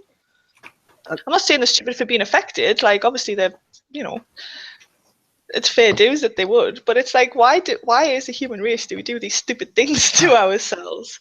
Like, Why- let's make up a day that's like, yay, all about love, but makes everybody that's not in love feel utterly shit. And They you Yeah. get all shouldn't into one feel, stream. they shouldn't feel Everybody at some shit. point in their life has had good Valentine's Days. Like everybody at some point in their life has had good Christmases. I mean, I've had good Valentine's Days. I don't get them now, but on Valentine's Day, I do remember the good ones rather than realise the bad ones that I'm having now. See, I just did it. Even when I was like with people, my first long boyfriend that I was engaged to, we got engaged on Valentine's Day, but my ex wasn't. We were never into Valentine's. Like, we didn't. I didn't. Yeah, I got a little box of Lindt chocolates, and he got some jelly beans. And that was it. It was like, hold on. Lindt chocolates. it was just a little You box. mean he made chocolate out of lint? Yeah, Lindt. Is it Lindor? Do you mean Lindell? No, Lindt. Is it Lindor? Lind. Lindt. No, lint. Isn't that a L-I-N-D-T. Apostrophe. No, isn't it L apostrophe? Someone. I think Anyway, it's it's Lind. not. It doesn't really German matter. chocolate. Basically, yeah, I got a little pot, like 5 little chocolates, and he got a little thing of jelly beans. And that's generally about it, really. It's just the point in it. Like, it's just See, there's a girl at work that it's just massively she said commercial thing. she her and her partner just try and buy the stupidest gifts for £5, and that's what they do. Her and her partner. Mm, Was she in a business relationship? yes. I'm sorry, but that's what I always think when I hear someone say that. Me and my partner. Thrax, I'm not too sure. Maybe that's why he became a saint. But I think the whole Valentine's Day thing came about as well because he was killed. He was beheaded on February the 14th for marrying couples in secret. One of the But he might have inspirations become a for saint for this whole driving snakes and serpents out. I don't. one of the inspirations for Valentine's Day was apparently from the ancient Rome. In all seriousness, from what I've heard, it was a day when a Roman man would Strip naked declare his with true women. love. Oh, see, I've heard too. loads so far. Like, yeah, I've heard quite a few different. But then again, the Romans were insane because they used lead for the utensils for cooking. Uh-huh. Yes. Wasn't I know this is supposed to be an anti-Valentine's Day stream, but I've made a little something for you, Laura. I'm hoping you appreciate it. Just to get into the spirit of things, because I find you highly sexually attractive and I want to bone you. Get in line. So, yeah, there's a cue. That's the So, third. here you go, Laura. I'll just share my screen and let's see. Oh where wait, we is it go. going to be rude? Because we'll have to like, you know. No, it's not going to be rude. Here you go. Can you see it? Oh, No, I can't. Hang on. I did. Hang on. Get your shit together. I can't read Alright, it, come on but I then. can see the face. I cannot see it. It says, I celebrated Valentine's Day before it's popular. Now it's too mainstream. Be my anti-Valentine. And it's you with Why hipster can't I glasses. see it? I don't know. Because you suck. I'll share it on Twitter. Like I can see your little face coming up in the thingy chat, but I cannot see it. I can see Chris Griffin dancing in the nude. All right, okay, hang on. No, Wait, stop hang on. sharing now. I'll post it on Twitter. Yeah, but it'll come up because in you the suck. thingy chat. Yeah, I do suck. Yeah, you do. Well, I don't know why I can't see it. It's not my fault. Yes, it is. It's always How's your it my fault. fault? There's something in the sentence. Because you're, Nope. because you're a woman. All right, you're a fair woman. enough. We'll go with that. Well, you know what to say, don't you? Yeah. If a woman's nagging at you so hard that you can't hear the television, you've obviously given her a chain too long because she's out in the kitchen. How is if you turn the telly off? I have another Valentine's Day poem for you all. Oh, Roses are red, violets are blue. Valentine's Day is consumerist bullshit. Haven't you got some ironing to do? Yeah, fair enough. Roses are red, Irreverent violets are stream, blue. ladies and Make gentlemen. this sandwich and make one for yourself too.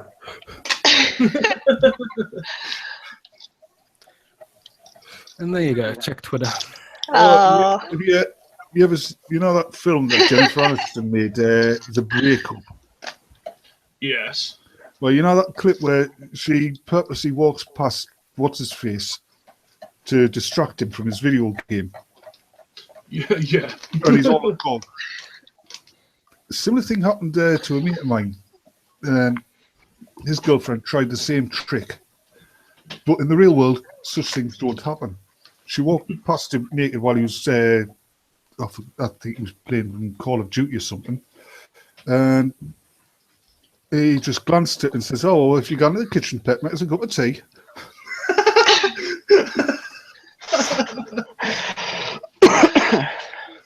Because let's face it, that trick wouldn't work.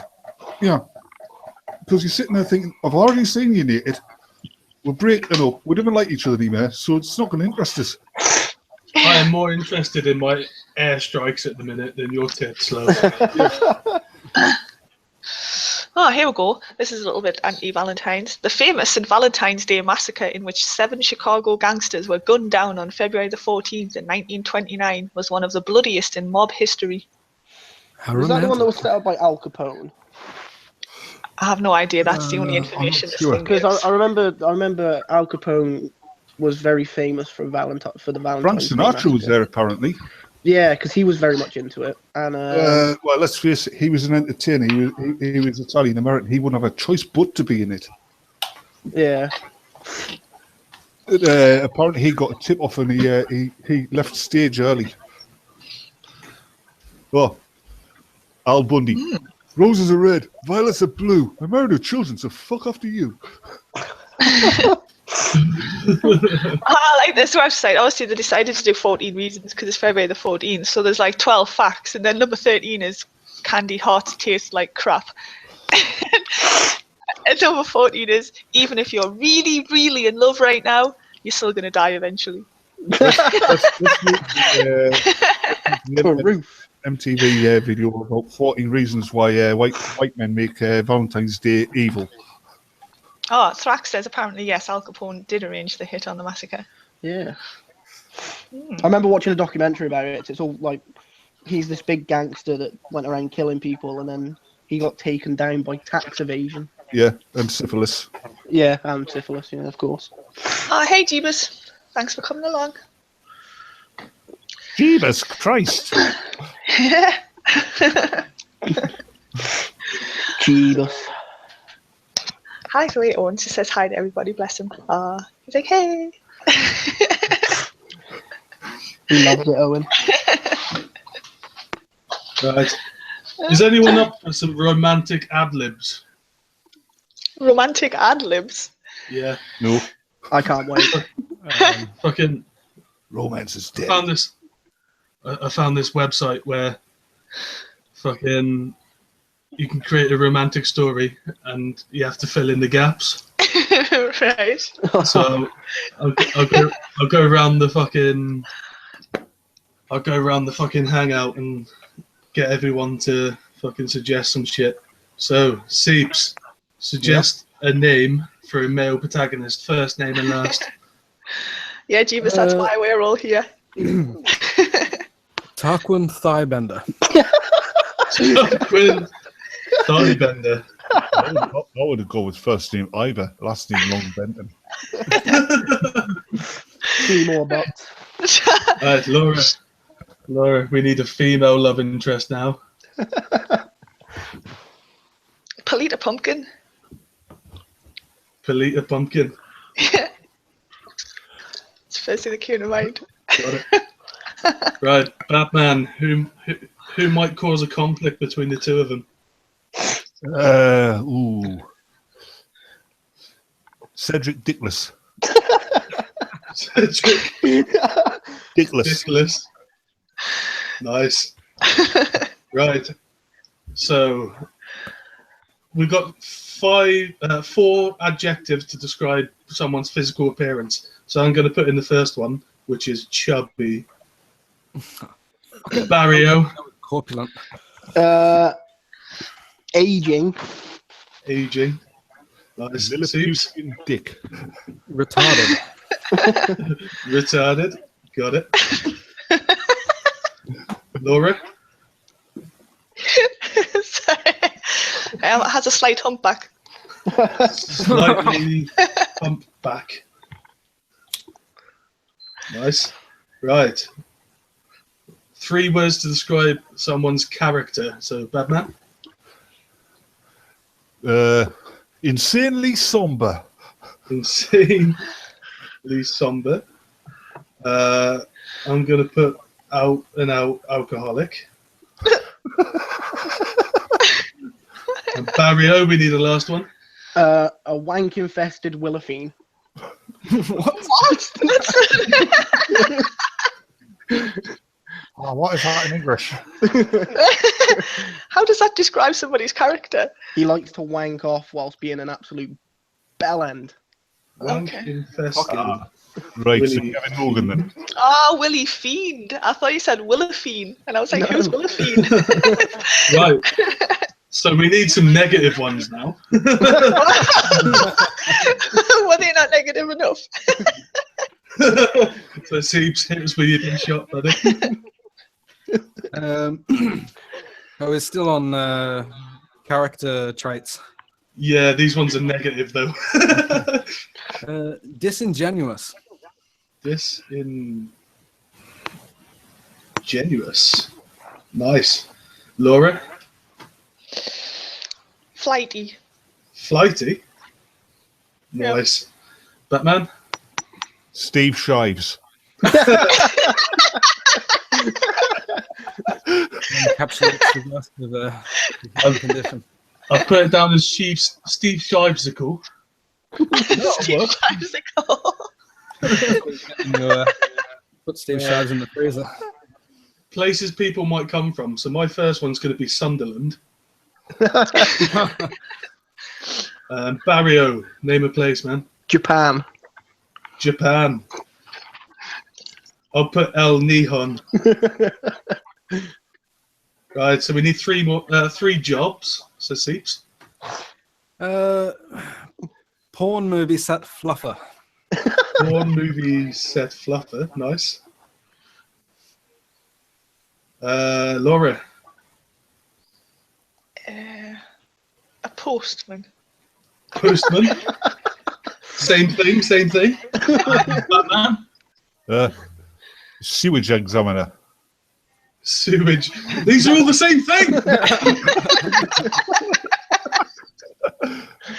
How are they all the same thing? Well, there's a porn movies fluffer, right? There's a postman who puts packages into boxes, and then there's a sewage examiner who looks, he likes a bit of the old brown town, doesn't he? Right. So something people are passionate about. My first one's going to be anal. Barry. Fisting. Fisting. Nice. I like the passion, Baz. Right. Seeps, we need an adjective to describe love. Shitty. Shitty. I was for certain he was going to go with Laura then. Laura like. There is love after all. Laura, we need a type of baddie. A type of baddie. Yeah. Milo Stewart. What? Who said that? Should we go with that? Yeah. Anyway. Why not? Right, Batman. Something bad one person can do to another. Shove a hamster up somebody's arse. Shove That's a bad. hamster up That's a the good idea. booty hole. Okay.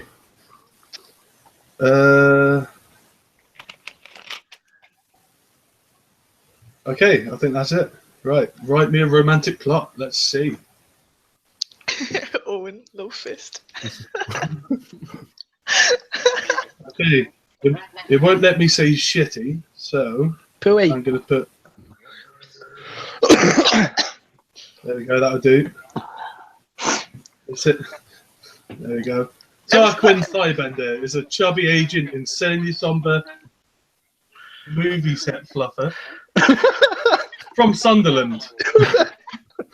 His life is going nowhere until he meets Polita Pumpkin, a retarded, slightly humpbacked woman with a passion for anal.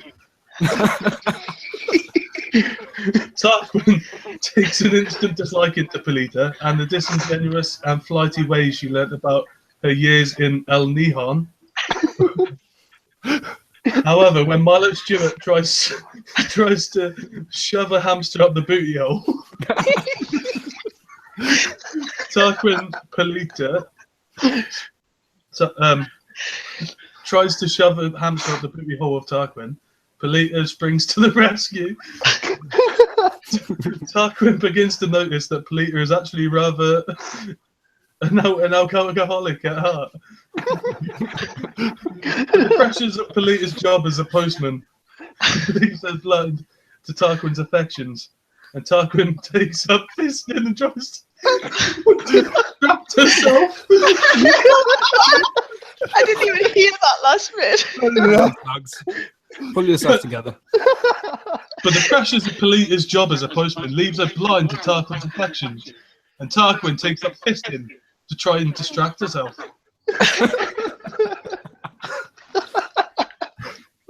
Finally, when the Steve Shifesticle sewage examiner, Cedric Dickless, threatens to come between them, Polita has to act first. Will they ever find out the pooey love they deserve? Oh, dear. And then it's got some reviews at the bottom. It says, I fell in love with the wank-infested willy fiend Pumpkin. Last night I dreamed that she was in my teapot. About as enjoyable as being slapped with a dead fish, but someone like Polita delivers a strong social lesson. Okay.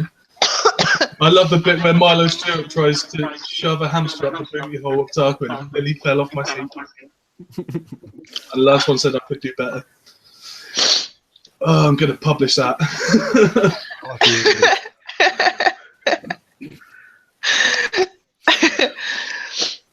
Well, here's one for you.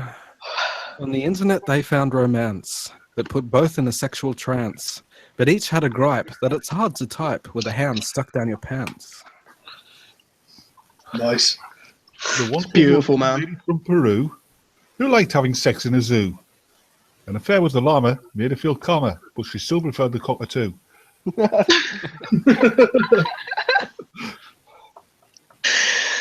There was a young man named McNair who made love to his wife on the stair. The banister broke. Without missing a stroke, he finished her off in midair. Smooth. Mary had a little That lamb. is majestic.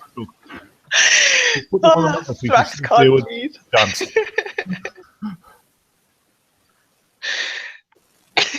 I've sent you all a link to the story now. Oh no. Nice one. That was a barrel of laughs. I like how calmly you say that. Like, that was fun. Well done. Well played. Good hustle. Congratulations. And like, does that just link to your story or the site? Links to my story, that does. He's gonna that see might, Sent us all links. Where have you sent me the link? on oh, Twitter. he's just posted it on Twitter. Is he? I can't see it. They might not have copied you in. Hang on. Yeah, he did. And of course, you spelt thigh as thing. Typical. Oh, I sent it to some fucking random. You sent it to Batman.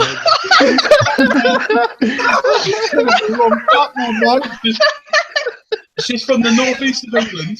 I love my family and life. I like bees. Pass it on. Great. You sat there like, what the fuck? That's enough one for the block list. Holy mistake! I'm gonna fix this quick. Sorry. This was for... Fucking hell. Good work, Stu. And his Twitter tag's not even Batman either. It's Batman. I sent you a tweet clearing it up now saying, sorry, Batman. This is for Swiftly only.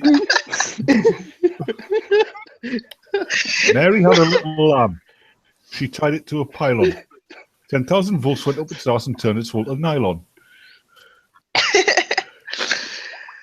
There was a young man named Sweeney who spilled some gin on his weenie. He thought this uncouth, so he added vermouth and slipped his girl a martini. Well, then he's put, but please enjoy the story.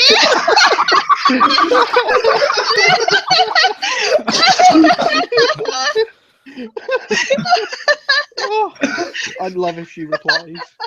I'm going to give her Mary, a follow.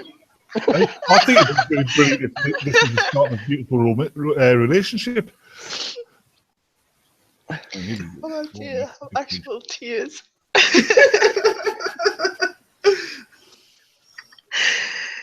Oh, fuck. I've got one now, but please enjoy the story.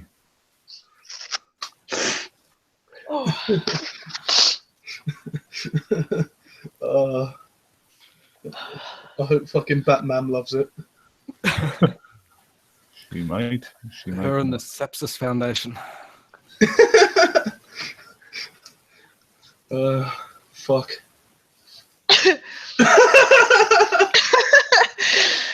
I'd love to be a fly on the wall when she reads that.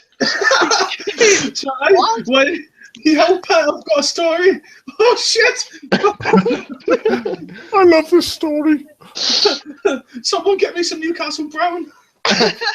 Albert, what's a wank-infested millipede?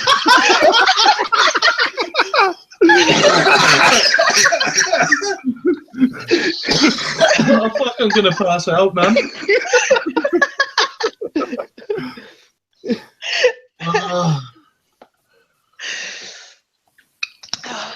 Spread joy wherever we go. A pretty young maiden from France decided she'd just take a chance. She let herself go for an hour or so, and now all her sisters are aunts. Way. Mary had a little lamb. The midwife had a coronary.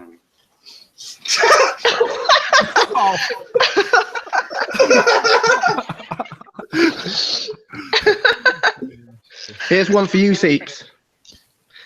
Breathed a tender young man from Australia. My darling, take back the unvalue. And then of my own, if you're kindly like prone, I'll endeavour my sweet to impale you. I think we're looking at the same site. Probably. Is it versed for cards? Yep. Hey, You guys are terrible.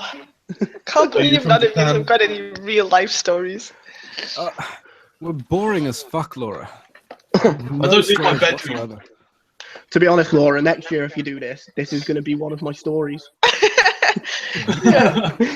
There's this one time, and I was on a stream with you guys, and then Stu made a fucking poem and fucking sent it to Batman.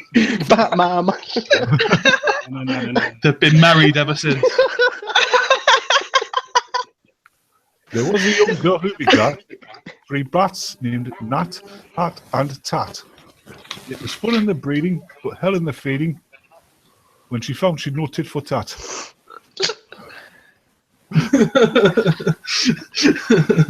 Nice.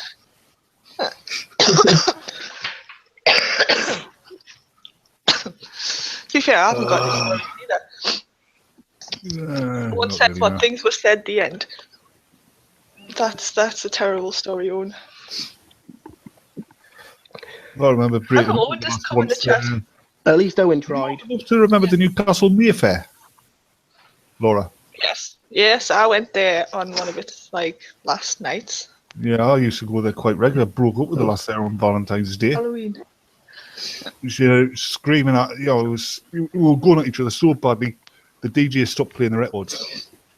Just as she shouted, and I was faking all the orgasms. And I turned around and said, I pet, you woke me up at least 3 times. Just on a complete Guys. side note, for any football fan in the chat, PSG beat Barcelona 4-0. Fuck. Oh, Jesus. Oh, I is a need to tough give game. Owen a spanner.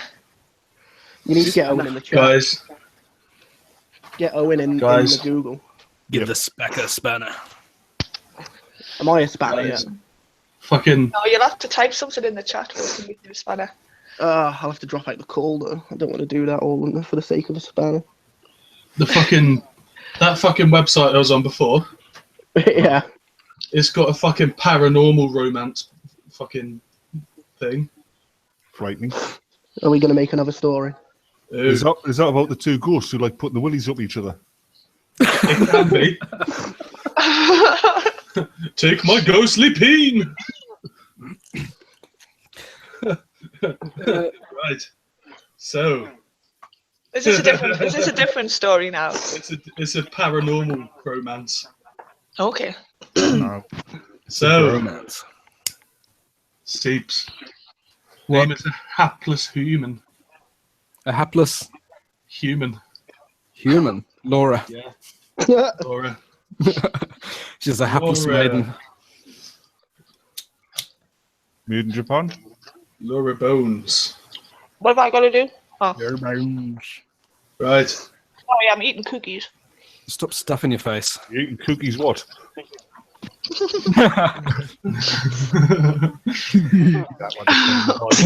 Excuse me. So, Laura, name us a deadly and dangerous, attractive paranormal love interest. Deadly and dangerous. Attractive. It has to be attractive. Oh, yes. Say me. But then she'd be lying, Seeps. She knows it in her heart of hearts. I'm not entirely sure how deadly he is. That's the problem. I'm It's the pretty sure deadly. he killed It's the the kid. deadly I'm stumped with. Name Batman. Ronald. David Edward Hasselhoff. Scissorhands. I was going to say, I'm David Hasselhoff. not supernatural. So now we know who Laura liked as a child. Laura wants to ride the half. She wants to hustle some hoff, eh? We could make him zombie David Hasselhoff. It could be a vampire, David Hasselhoff. There we go. Zombo Hasselhoff. There we go. Right. Batman. What species is the love interest? Aardvark. Aardvark. There we go. Right. So 2 features of the love interest. So my first one is going to be throbbing peen. Of course. Barry, Giant fart box. giant fart box. Nice. This is going well. So Seeps, what is the sworn enemy of the half? Oh, Jesus. Budgie smugglers. The Berlin Wall. Oh, no, you're putting him on the spot. Let's see. Sworn enemy. Jabba the Hutt. Jabba the Hutt, nice. That is just the winters are going to see. Oh. Well, next round. I'll tell you something. I wouldn't want to be sat next to Jabba the Hutt if he fired. Oh no. It's one thing I'd never work out with Star Wars. How are the Hutts so powerful? I mean, yeah, they're strong, but let's face it, all you have to do is step a few feet away from them. They can't touch you. They can breathe. Laura, Mhm. a relative of the protagonist. Who's the protagonist again? It's you. You. Right, a relative of mine. King Kong. Yeah, like, Preferably do someone you you want don't like like whether too it's an ant or do you want a name? Like, Um, or does it not say? it says example mother, brother, friend. All right, okay. Not someone you like too much. But not all at the same time. Someone agonizing about ants.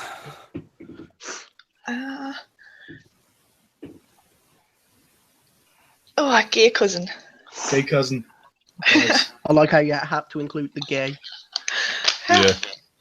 Anyway, why not? SJW. Batman. Name me a type Yes. of accident. Equal opportunities. He died of Colliding equal with a black opportunities. hole. What's that? Colliding with a black hole. Colliding with a black hole. Nice. That's racist. An adjective that can be used to describe an object. Niggerish. No! That word is not allowed on my channel. No. Just I added ish, right? doesn't matter. It's not quite. It's not quite. No. I like how No, Seats it's not used quite. it in a poem before No. and it was fine, but the second we go to No. use it in Okay, a black. story- Okay, black. Okay. African American.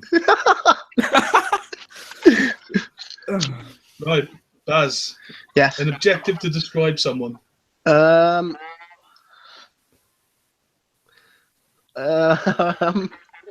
There's so many. Pussy like. Triangular. Pussy like. Pussy like. That'll do. Right, Seeps. Yep. Need an adjective. To describe what? Someone. Someone. Yeah. Physically? Flatulent. Nice. Flatulent. It's a good objective. Flatulence will get you nowhere. Right, Laura, one more and don't say niggerish. That word's banned. Niggardly. What about neglect? An adjective to describe someone.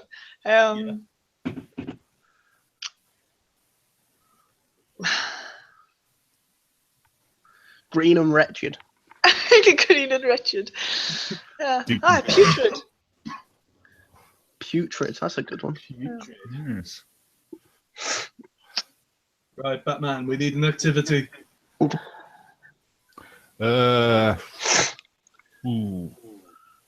Pogo stick racing. Nice.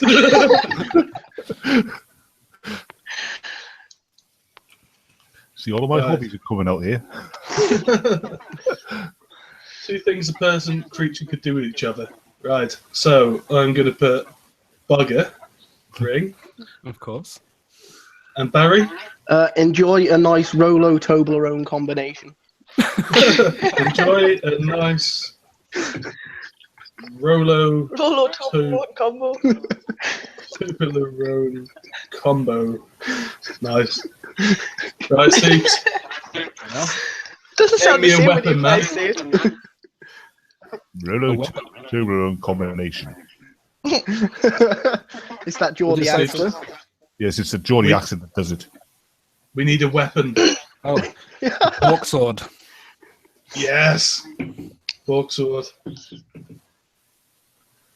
Laura, something you might feel. Walk sword again, I think.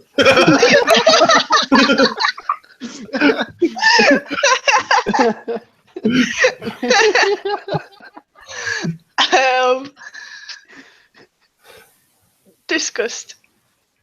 Disgust. Nice. Right, that is it. It's because it wasn't a level 80 Hawk Sword, wasn't it? There we go. Right, are you ready for this No, piece of really. mastery? Prepare your anuses. Yep, Yeah, I'm ready can you now. do it without laughing? Right. I'm going to do it very seriously. Laura Bones suspected that something was a little off when her future gay cousin tried to buggering her. when she was just 6 years old. Nevertheless, she lived a relatively normal life amongst humans. It wasn't until she bumped into a devilishly pussy-like aardvark, Zombo Hasselhoff, that her life began to make sense. However, Zombo never proved to be flatulent and seemed to have an unhealthy obsession with pogo stick racing.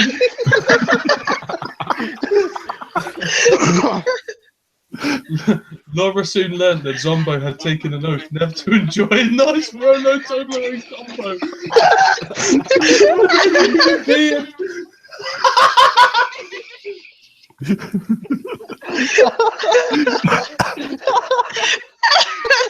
Ow!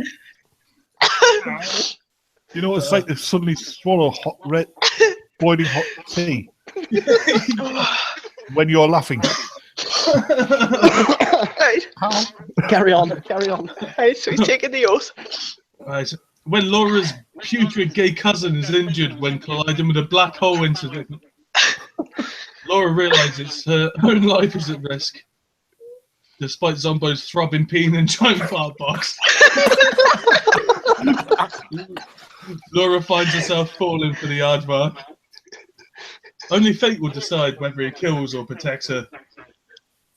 One night, Jabba the Hutt appears before Laura and warns her of the darkness within Zombo. Jabba the Hutt gives Laura the African American pork sword. The only weapon you can defeat the pussy like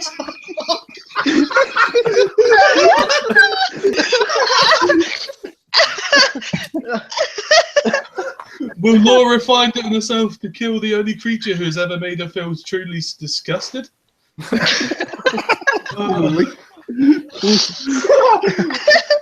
the fucking reviews after it.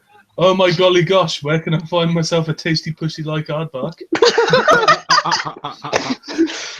Please, like a human would ever be able to kill an aardvark with an African American pork sword.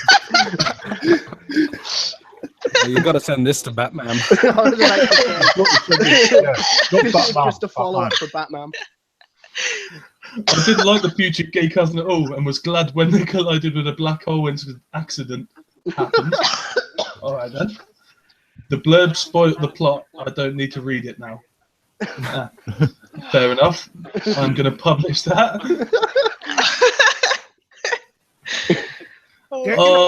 Sonny boy. Oh, the fucking link for it is plotgenerator.org.uk/ some fucking shit, and then it says pussy like Zombo's throbbing peen.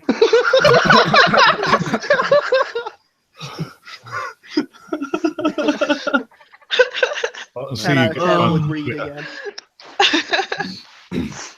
If ever someone released a book called Pussy Like Throbbing Peen, I think I'd read it. Of course you would. If you knew how to read. I just about know. Just about. You can have the audio book narrated by Christopher Walken. Christopher Walken's awesome. I think what we need to do is we want to get Stephen Hawking a job on one of those telephone sex lines. Fucking Batman's getting a copy as well. Batman. Oh, you haven't? Yeah. Laura, snuggle. Laura suspected something was a little off when her putrid gay cousin tried buggering her. You're gonna get me blocked off Twitter for harassment. Fucking Okay. Nah, we won't. We Okay. won't. We'll just get blocked by her. It'll be Snunks that'll get blocked. I'm taking Batman out of it then. Don't take Batman out of it. Isn't that a bit too late? Like, she's already there, isn't she? It's not already sent. She's Will enjoying it the story. unsend if you take it out? Romance. It'll just delete the tweet, won't it? Yeah. I'll be back in 1 second. Thank you. Well, speaking of romance, I'm not sure if you've read it, but a little while back I did a a piece of fan fiction. Shitlord fan fiction. Oh. Well, shit lady, actually. Oh, so it's not the one where Bearing and Bearing Cab have sex, is it? No, I'm Good, still. because if it was, I was going to have you for copyright. Is this your song? Draft. Is this your song to Soliloquy? No. Because that was fucking brilliant. It really was. No, this is something completely different. Hang on. If I can find it. Where did it go? Shit.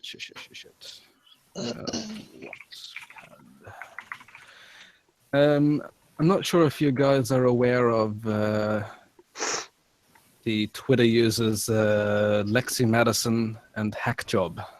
Never heard of him. No. No, not a clue. Two delightfully attractive young ladies who appear often on streams.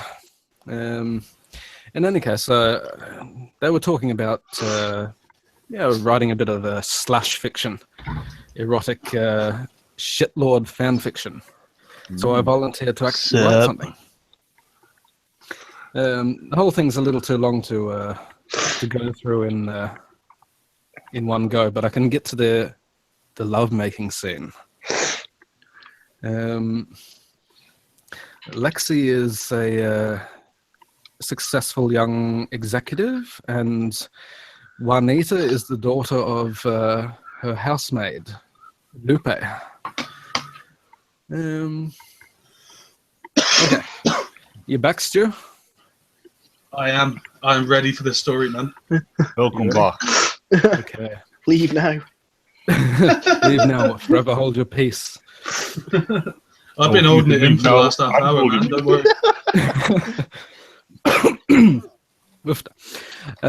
The bedroom looked the same as it always did after Lupe had waved her duster over it. Stark, sterile, a functional room. No decorations, no ostentation. Just an almost bare room dominated by a king-size bed. And on the bed, Lexi suppressed another gasp. Someone lay stretched out on the bed, totally, unmistakably naked. Lexi followed the lines and forms of the figure with her eyes. This someone was undoubtedly female in form, almost improbably so, and it was definitely not Lupe. A young woman was laying on her stomach, one arm tucked under her cheek, the other reaching down. And there between her legs, Lexi recognized her largest vibrator, gyrating wildly as the young woman mashed it inside herself with a fervor that bordered on the obscene. Hold on a minute, I need to go and get a marigold and some handkerchiefs.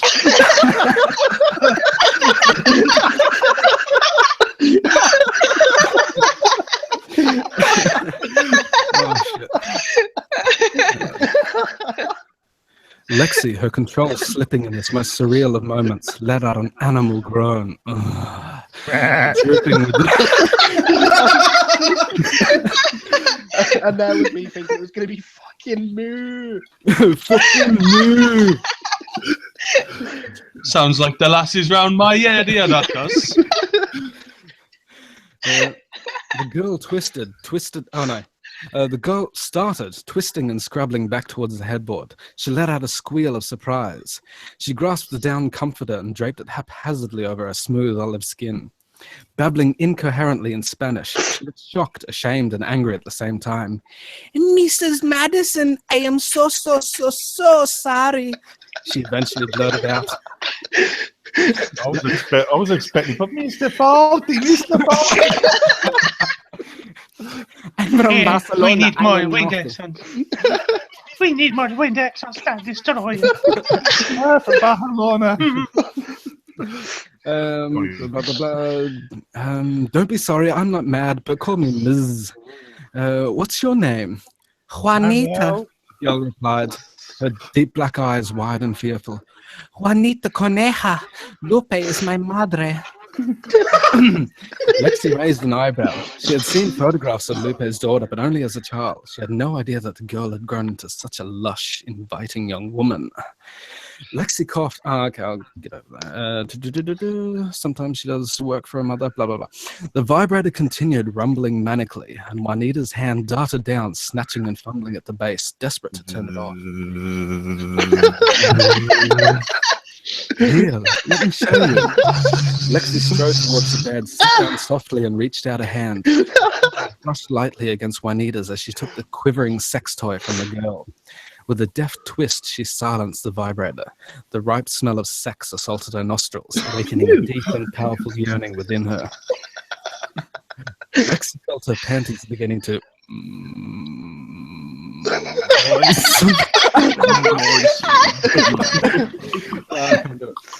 moisten more. The tingling heat spread outwards from between her legs.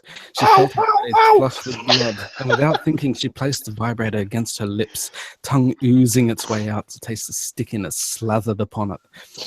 Juanita's eyes widened even further in shock, but then narrowed again. You put super glue on it.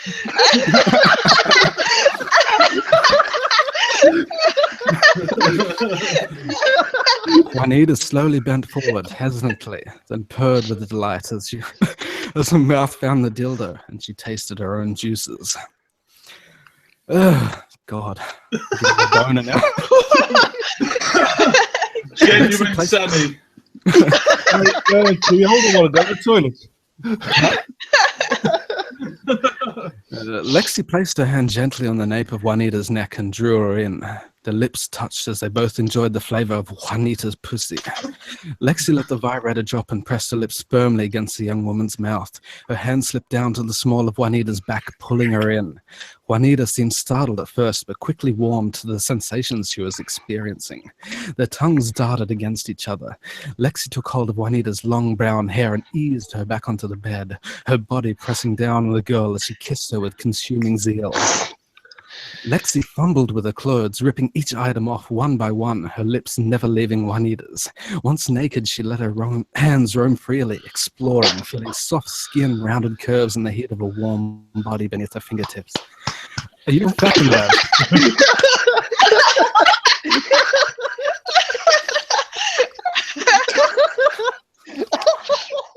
Put your teeth in my taco. Lexi pressed her breasts firmly against Juanita's, her hardened nipples poking playfully. Lexi let her mouth slide even further down Juanita's body, her tongue barely touching the flesh, causing shivers of excitement to ripple throughout the young woman. She licked down Juanita's small, rounded breasts, and she kissed and suckled on them eagerly. With her fingernails, she scratched a path from Juanita's chest down her firm and flattened stomach, and all the way down the thigh to the knee. This sent even more waves of delight through Juanita's... Oh, God. I just came.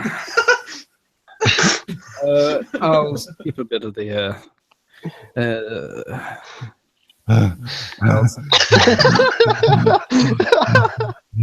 Lexi savored the delicate taste of vaginal juices. It was beyond description.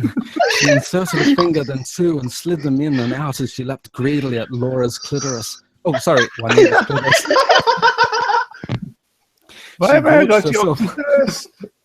She gorged herself on sweet Latina pussy for a while more, her tongue and fingers making Juanita shudder with every stroke. Blah, blah, blah. For what seemed an eternity, they coupled, two women in the throes of passion, their eyes interlocked, both readily enjoying the intensity of the moment. Then Juanita's eyes began to glaze over, and increasingly larger convulsions overtook her as she ascended towards climax. Lexi sending them out. Coronary.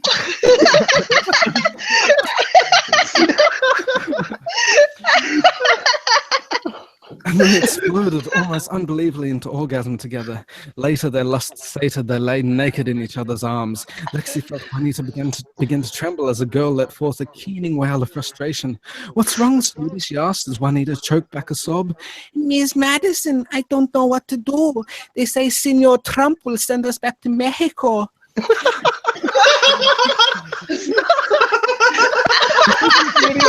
I come from Barcelona. "It's fine, Juanita. You can both return to Mexico. I'll help you both get green cards and you can come back again through legal avenues this time. It's not the end of the world. All he wants to do is make America great again. And so he shall." The end.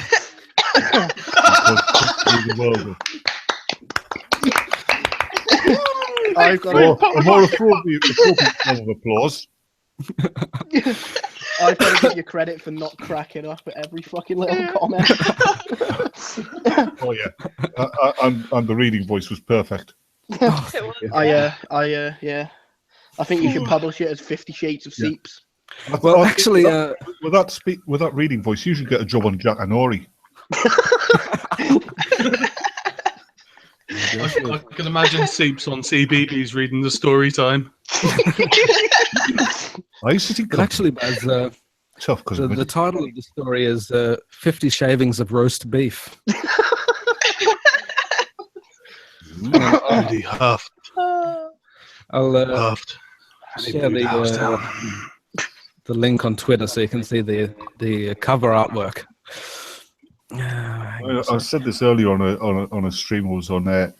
I think that's my worst sexual experiences when I was 16. Had this girlfriend who was really inexperienced, and I convinced her to give me a blowjob. And unfortunately for me, that's exactly what she gave me. She blew. Yes. Oh. Yes. I can't remember where it was. Nice.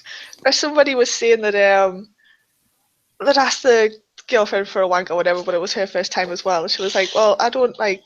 How do I go about it?" And he says, "Well, just pretend like you're trying to get ketchup out of a bottle, so you would like shake it." And she just like went smack. Well, she grabbed his dick and smacked his bottom. Smacked the head.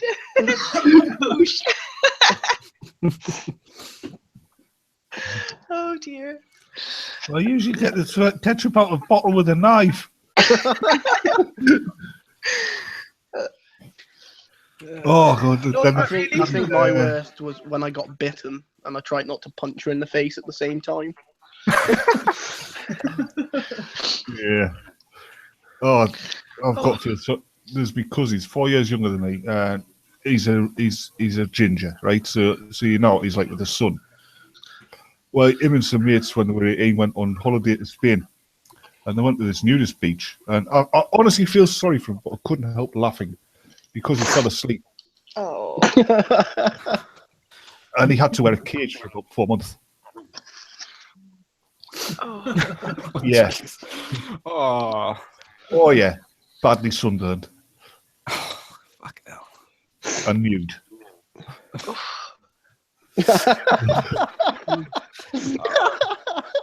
That fucking cover art scene. Oh yeah, he got the nickname John Wayne because we was walking with that cage.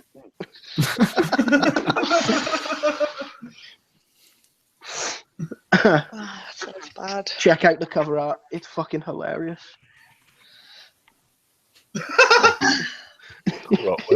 Cover up where? Twitter. I added your name as well.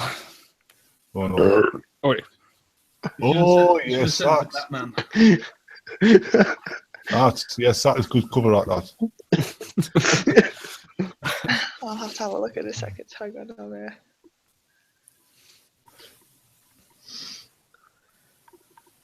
So let's see. Can you? I was going to say, could you share it on the screen? Or? Yeah, I could if it worked. Hang on a sec. I think all you do is put the link in the stream, haven't you? Hold on. Let's have a try this. I'm looking in your big brown eyes. I'm sorry to say they're not my eyes. Girl, I want to make your ass stretch.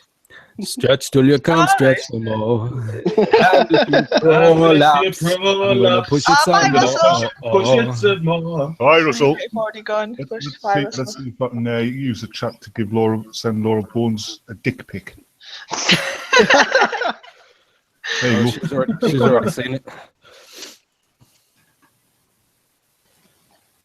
I think she's got dick pics from all of us at this point. I'm a classy man. I only send them to you, Seeps. Oh, thank you, dear. Much appreciated.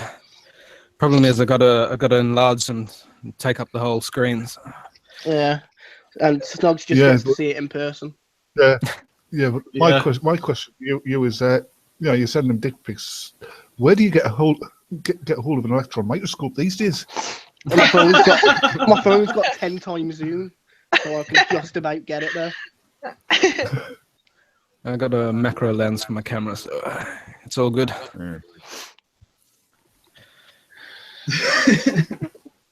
I've never like these lasses that go on the internet and they'd game and stuff, and they're like, oh, I'm harassed by guys all the time, and they're sending us dick pics and harassing us, and I'm like, where do you go to game, or where do you go on the internet? Because I think they make it up most of the time.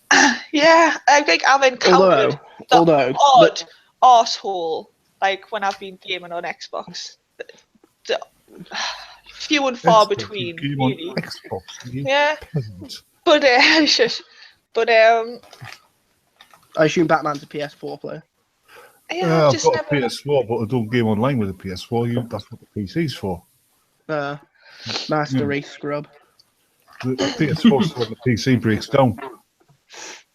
PC No, Master wait, Noob. All my friends have Xboxes, so I play Xbox. No, but to go back to your original point. And apart from once in a raiding, and I've done this raid, I could have done it with my eyes shut. And we're invited in this 6 person. We didn't have our normal full team of 6. And he felt the need at the beginning of each stage to start explaining to me what needed to be done.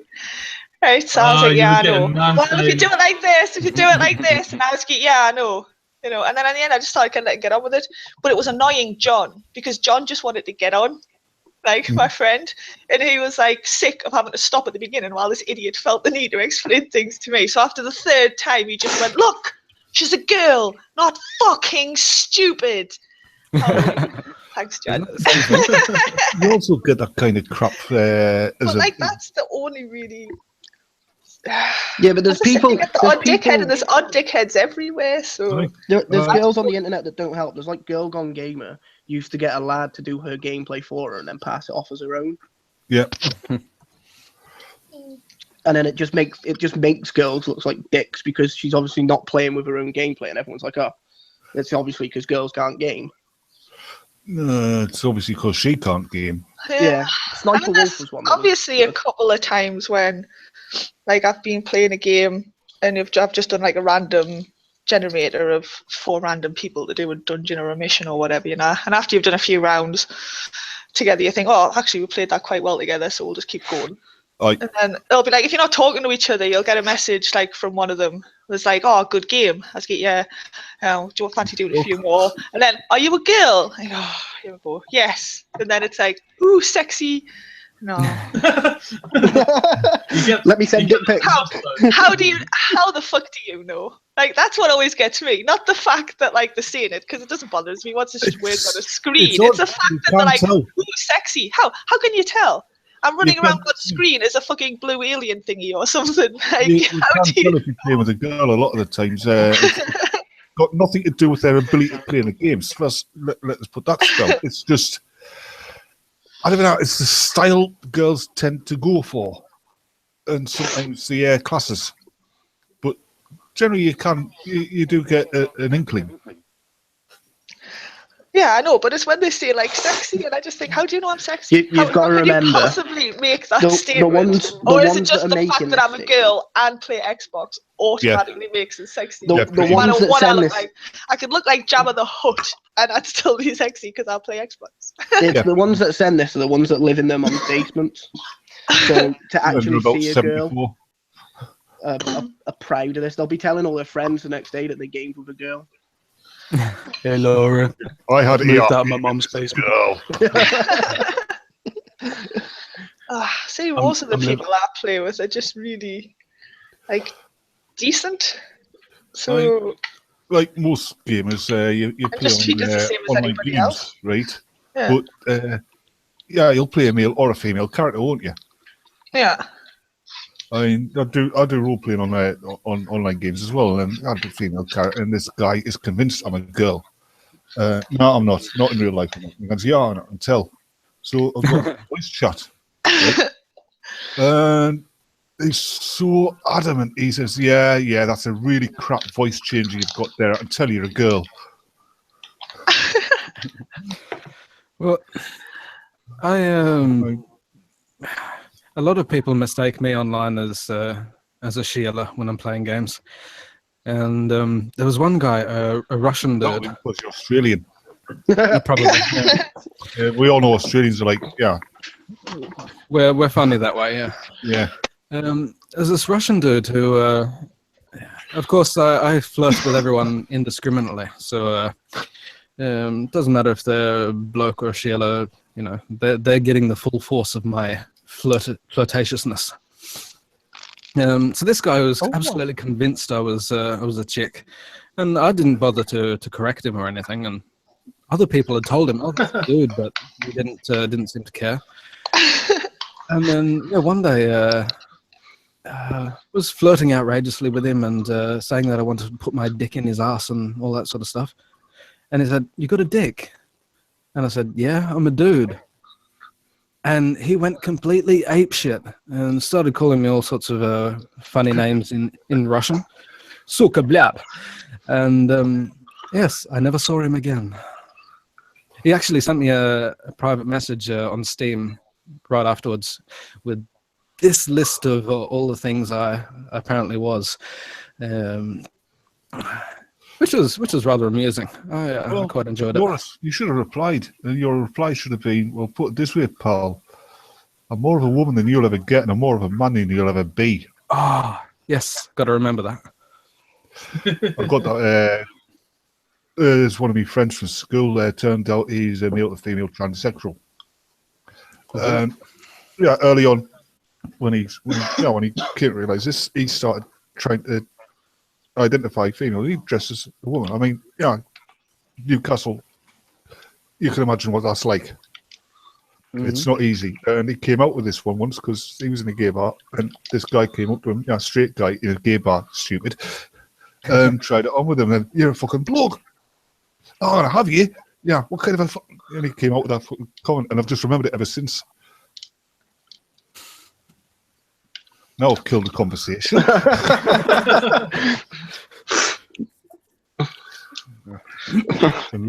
That's just crying. I remember going out drinking in town, and I totally forgot I had my microphone. There was a trans guy.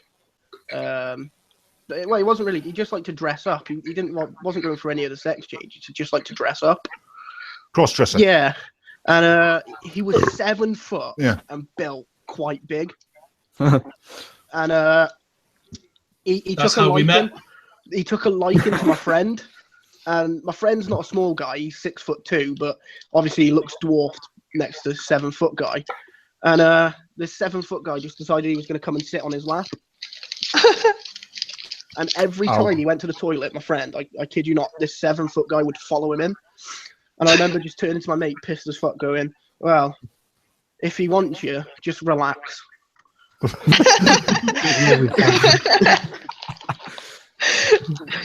he comes after you, just lay down, play dead, let it happen.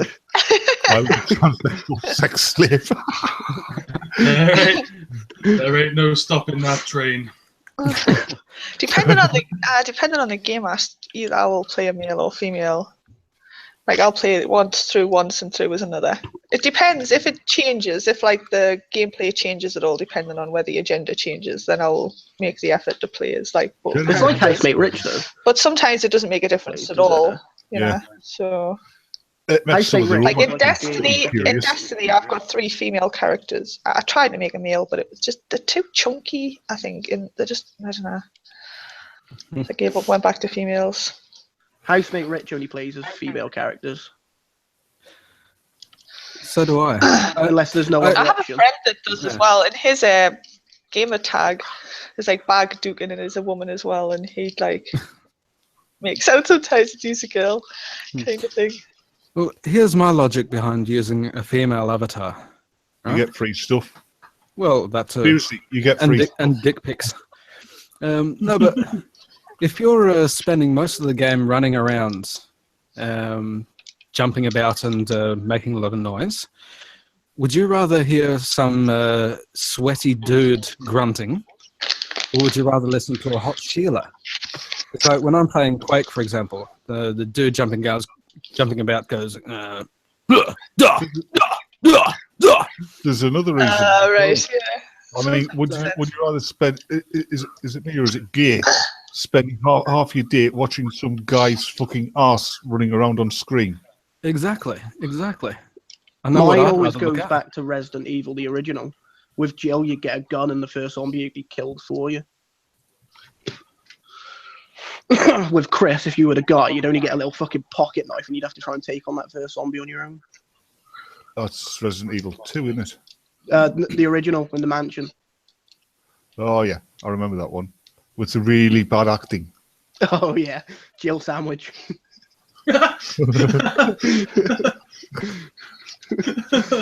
See, they know the acting was so bad that they make a joke of it themselves now. Yep. There's a sandwich in every fucking game. Especially if there's like romancing in the games, like in Mass Effect and Dragon Age, then I'd definitely like to play through as both.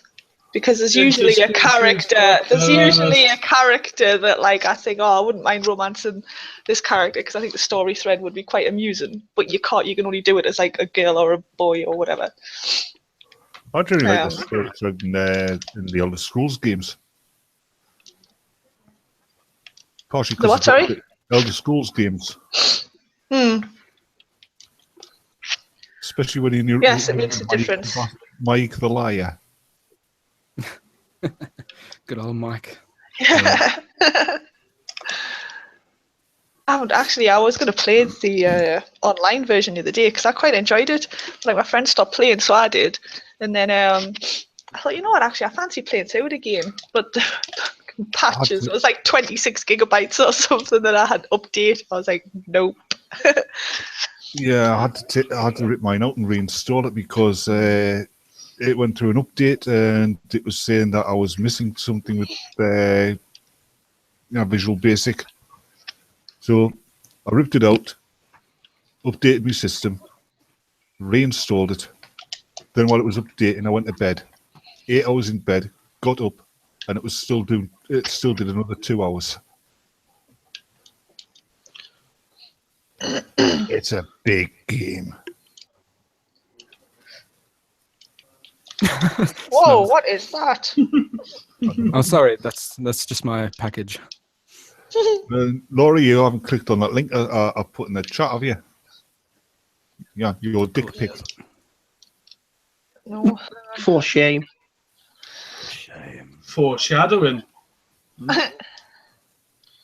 what the fuck? In what chat? Ah, the Hangout. I haven't got the Hangout chat open, that's why I didn't see it. Yes. Got that. Yeah. It's a really big dick pic.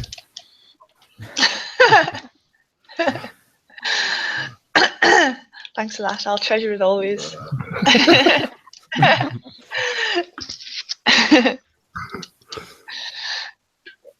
Just going to put it up on the fridge. Too big for the fridge. My first ever dick pic. And I've never been sent an unsolicited dick pic either. Okay. It's Unsolicited. That's why I just don't understand feminists. Like when they talk, I cannot relate to anything that they say I'll go back because to I have something. never really experienced it. Not on that level. Not where you kind of just put it aside as you've ran into a dickhead. If you know what I Neither mean. of they. But I want to go back to this unsolicited bit. So this means usually you ask for dick pics. I've been like, if I've been in a long-term relationship with somebody, they've sent us a picture, but I've never just been like randomly sent one over the internet by somebody that like I didn't know or anything like that. I genuinely thought that's how you and Seeps met. Well, you got sent him over the internet. Yeah. Seeps pretended to be a girl, and Laura sent him a picture of a big, massive throbbing cock. with the caption "Sup Sheila." Can I see your qualifications? Terrifying. And then Seeps went apeshit. Oh, Yeah, we should have shit. thought of a word. We've missed out on the word. Yeah. Yeah. Word. Bollocks. Bird. Bird is the word. Have we not already thought of a word? But There once was a I don't plumber know, from honestly. Lee who was plumbing a girl by the sea. She said, "Stop your plumbing. I think someone's coming." Said the plumber, "Still plumbing? It's me."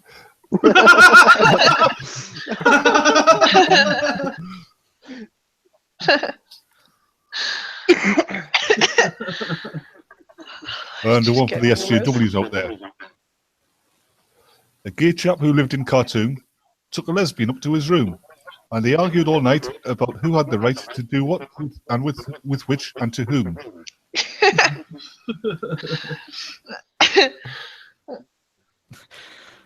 There once was a young there was a young suitor from Kent whose dick was so long that it bent.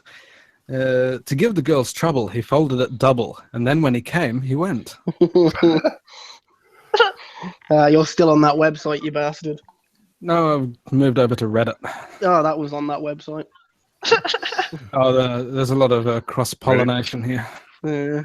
Good old Yeah. Reddit. A rabbi who lived in Peru was vainly attempting to screw.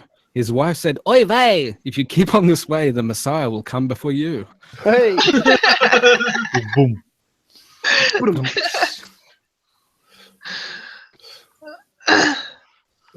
For a politically incorrect joke. What do you call the two Scottish pufters? Bend over and film a kraken.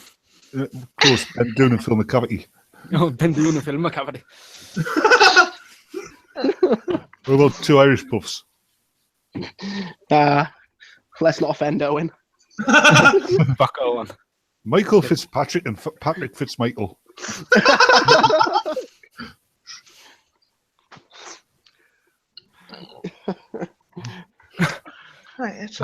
Here's one. Harkening back to the early days of the interwebs. Two girls, one cup and some poo, caused an internet hullabaloo. If you stumble upon it, you're certain to vomit when you see what those young ladies do. Talking about the old days of the internet, can you remember when that lass was trying to sell a virginity on eBay?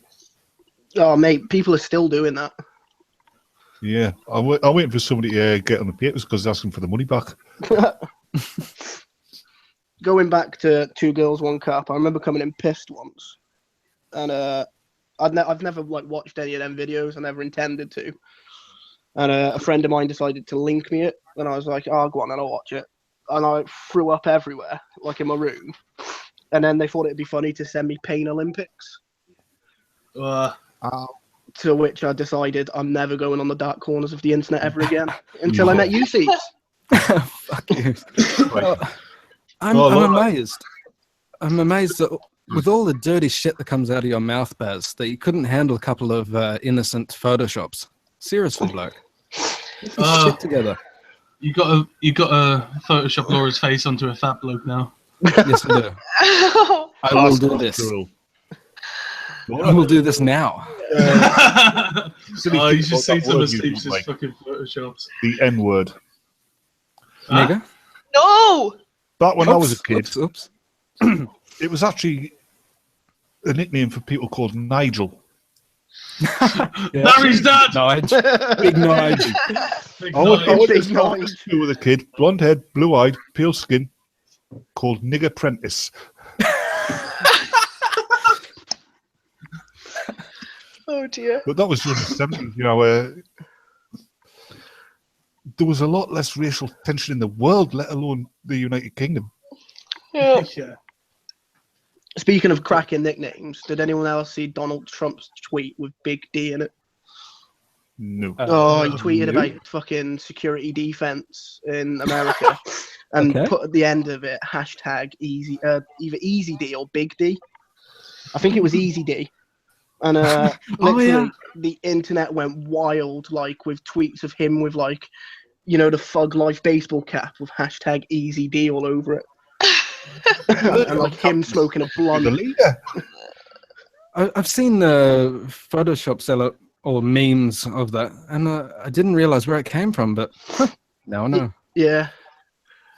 What amazes me about Trump is the power of the media. I mean, we all know Trump's not the best choice you could have for the job he's got, but he's way better than Clinton. But there's a friend of mine who lives in Edinburgh, because of the media. He believes that Trump is like going to set up death camps for bloody gays. He's like lifetime ban on half the Islamic world and all of this crap. Oh, fucking hell. It's all because of the media. Do you know Trump voted for gay marriage? Yes, I did. And I also know that a lot of the stuff which he's put in was stuff Obama was going to put in anyway. It's stuff which Jimmy Carter put in. It's stuff which Bill Clinton put in as well. Like, it's like this Muslim ban. The countries were chosen by Obama. Yeah. And yeah, he's taking the rap for it. Fucking Q8. And it's not a ban, it's a delay. Yeah. Fucking, It's a 90-day waiting period so they can vet you. fucking Q8 banned the same countries as well, and that's a Muslim country. Yeah. It's like, what? They're gonna make a fucking big fuss about that? No. That fucking 'cause it's- sign that Laura posted, though. Your ma was an immigrant, the absolute roaster. That was fucking unreal, that was. Yeah, Ma's an immigrant, you absolute roaster. Nicola Sturgeon, right? Hillary Clinton and Angela Merkel. Is it me or do they look frighteningly similar? Yeah. What cracks me up You with know who I didn't like? They were all made in the same factory, weren't they? Angela Merkel, for some reason, just makes me think of. I don't know if you've ever seen that episode of Doctor Who with the Slitheen. When they unzip the foreheads and like the ones, I just expect her to do that. She's just stand on stage and she unzips her forehead and this fucking alien creature comes out. Yep. I don't know why. The fat What- wife. what cracks me up with Sturgeon the most, and without being harsh here to Taylor, She looks like 'cause I Jimmy know he's Cranky. Scottish, is she acts as though Scotland are a superpower Yeah. when actually they're just a shit country up north. They're just a more powerful Wales. Are they though? Are they a more powerful Wales though? I'd say so. Wales is a fucking shit creek. What amazes me is most Scottish people don't know their own history. They think Scotland's part of the United Kingdom because England invaded, which is further from the truth. It's because Scotland came to the English Parliament cap in hand because they tried to set up colonies in the South America and it got basically gone bankrupt. So they came to the United Kingdom for money. And that was when we got the Union Parliament. I mean, during that time, we already had a Scottish king in England. Good old fucking Braveheart telling people. You can take our lives.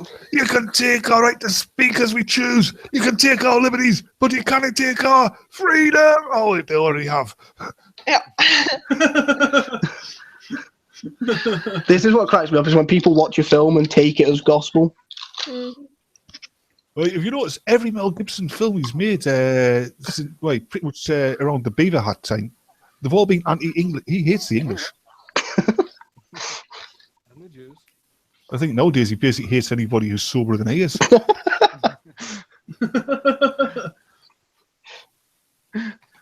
He's just Is a it- dead set cunt.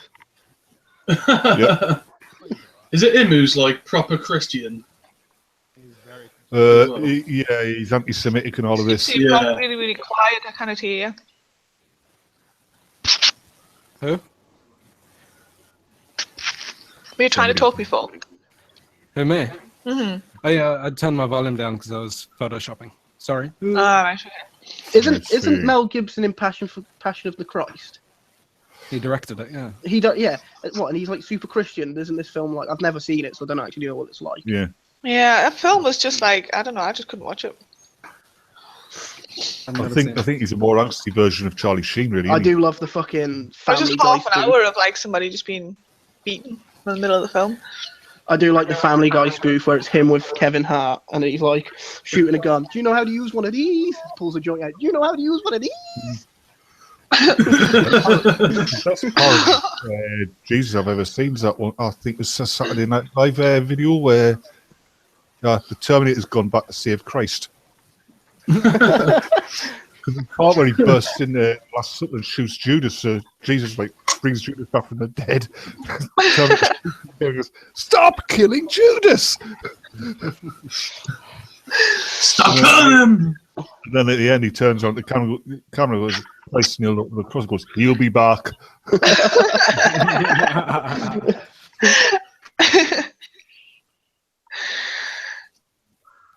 I need your It's mental when they do rolls the of your money. parodies. I'm afraid you can't. What are you? Some kind of wise guy? Well, actually, You want to be a farmer? We've got a couple of acres for you.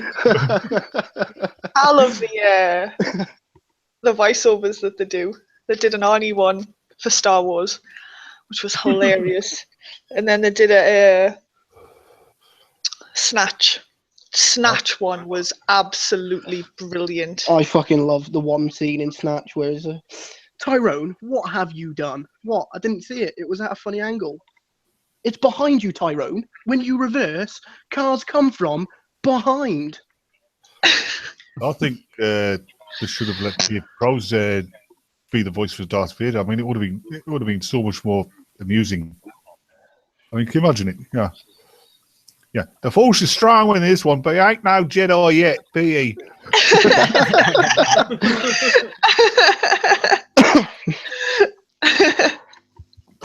You would have been flying his TIE fight, and all you'd be able to hear was the Wurzels.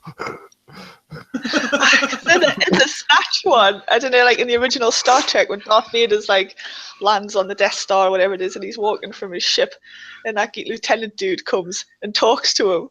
Darth Vader turns around, and the bit from Snatch is, "Do not interrupt me when I'm walking." And it's just like everything fits perfectly. Oh, they use the guy with the glasses that runs the boxing, don't they? To voice Darth Vader. It's just different. It's just different. They've just lifted clips out of Snatch and then put them over the top of scenes in Star Wars, and it's so funny. I don't care if he's Muhammad, Ahmad, Bruce Lee. You can't change the fighter. That'd be a fucking hell of a fighter. It's not a tumor. The robot Star Wars stuff's good. It's not tumor. It's not tumor at all. It's not a tumor. Honey, I come back as a blue ghost. Oh no. Put the cookie down.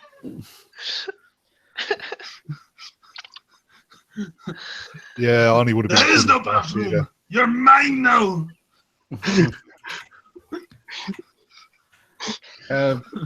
Got something to share with you all. Oh. Yes. Everyone click on Chris's name. And hopefully you can see it this time, Laura. So here we go. Oh, God. Oh, fucking hell. Dumb cunt.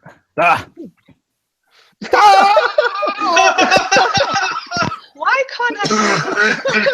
What did you say?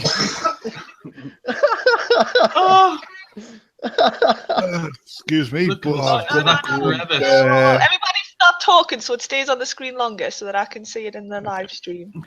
Click on his name. You can select my name. And I've got to go and do something. I will be back. Click on his name in the Hangout. Yeah.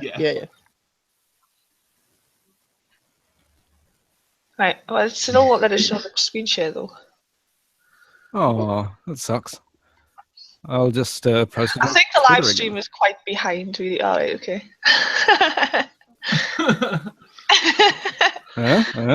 Well, that is a monster. That is bad. Okay. I don't know where her belly button begins and the pussy ends. It's got a hell of a gunt. A gunt. A gunt. Okay. I'll stop it now. Yeah, stop it now. Well, how do I just click on you again? Yeah, okay. Oh dear, that was bad. You loved it. That was fucking unreal. I know, we just keep triggering poor Thrax. First it was Oh, sorry, Thrax. I was searing his eyeballs. Maybe he's just having a good time looking at it. Oh my God, Becky! Look at her front bed. Alright, hang on. Jesus is saying he's going to have to find these clips. What clips? Bricktop? I'm confused. Good old Bricktop. Who's Bricktop? Oh.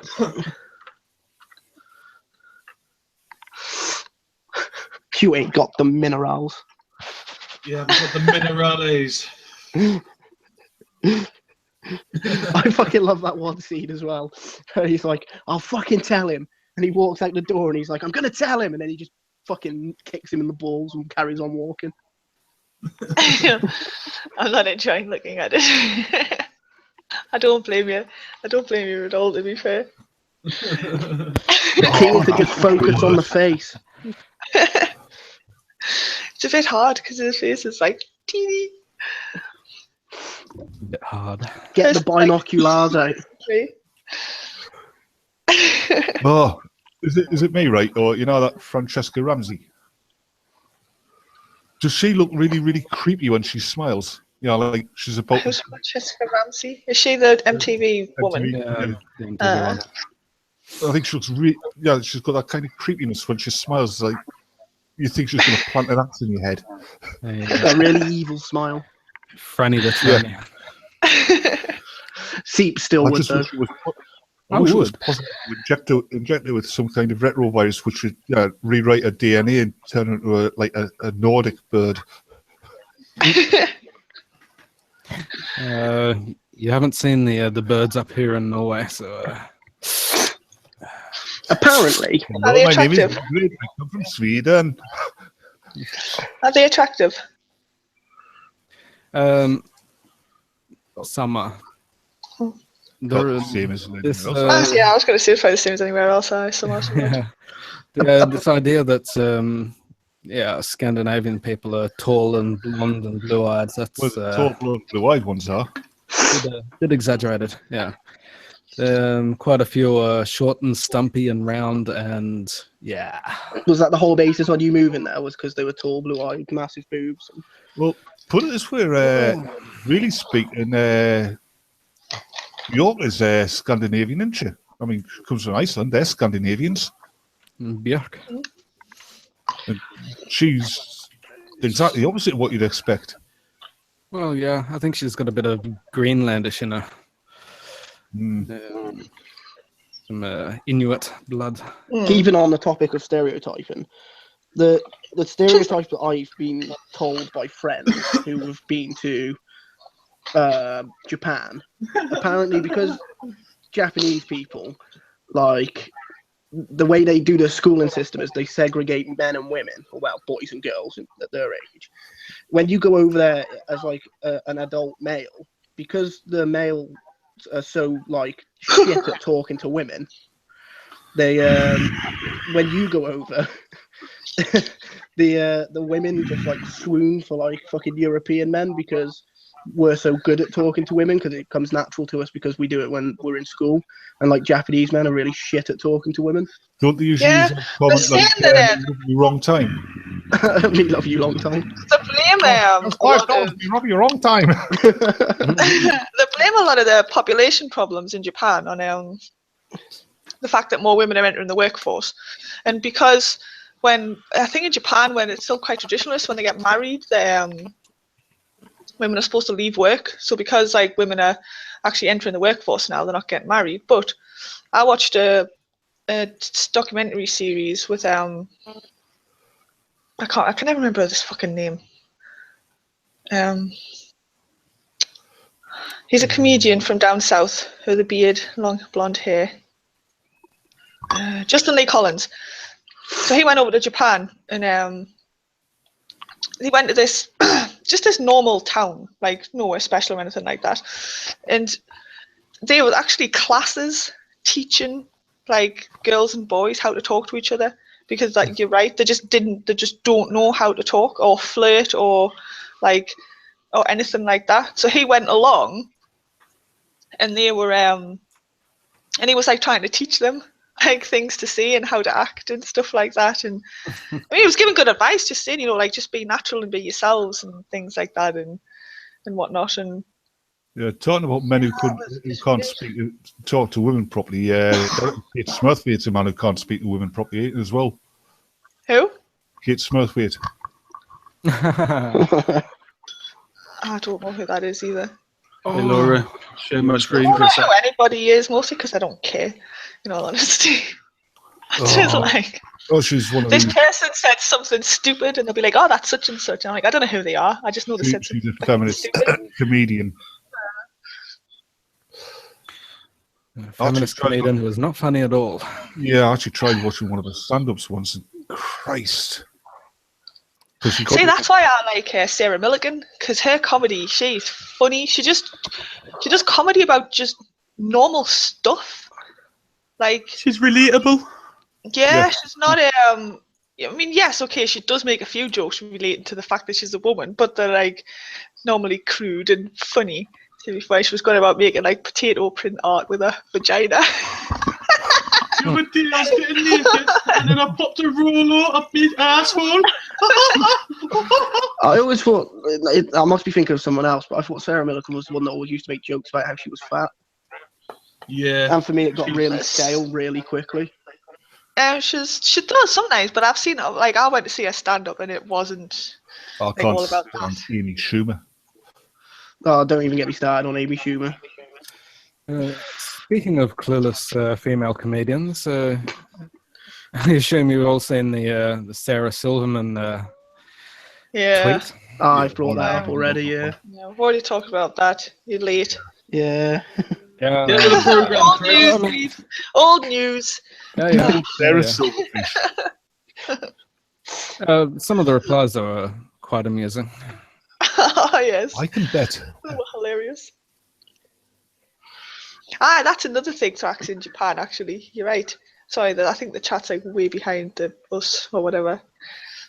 But yeah, a lot of guys do just have animated girlfriends instead. Oh, may I have sex with Tamagotchi? Now they just make themselves, computer-generated girlfriends on their. waifu makes me digivolve. They just use them lifelike models that Seeps was sharing for us all to see. This is. And they've got all them. It's like virtual reality games. Well, not virtual reality, but there probably will be soon. But you know those online games where it's like just living a life, but you live it online. Yeah. Like Have you Sims, seen- much more complex. You do everything, and I just think, okay, I used to play The Sims, for fun for a few hours every now and again. But like to actually sit all day and live a pretending life is. I've got to point something out. Thrax is wrong. Sarah Silverman is not an imbecile. She failed the entry exam. Hey. Have you seen some of the Japanese game shows, though? Where there's one that's like how far, like the man who can shoot his cum the furthest wins. I liked Endurance. That was a good game show.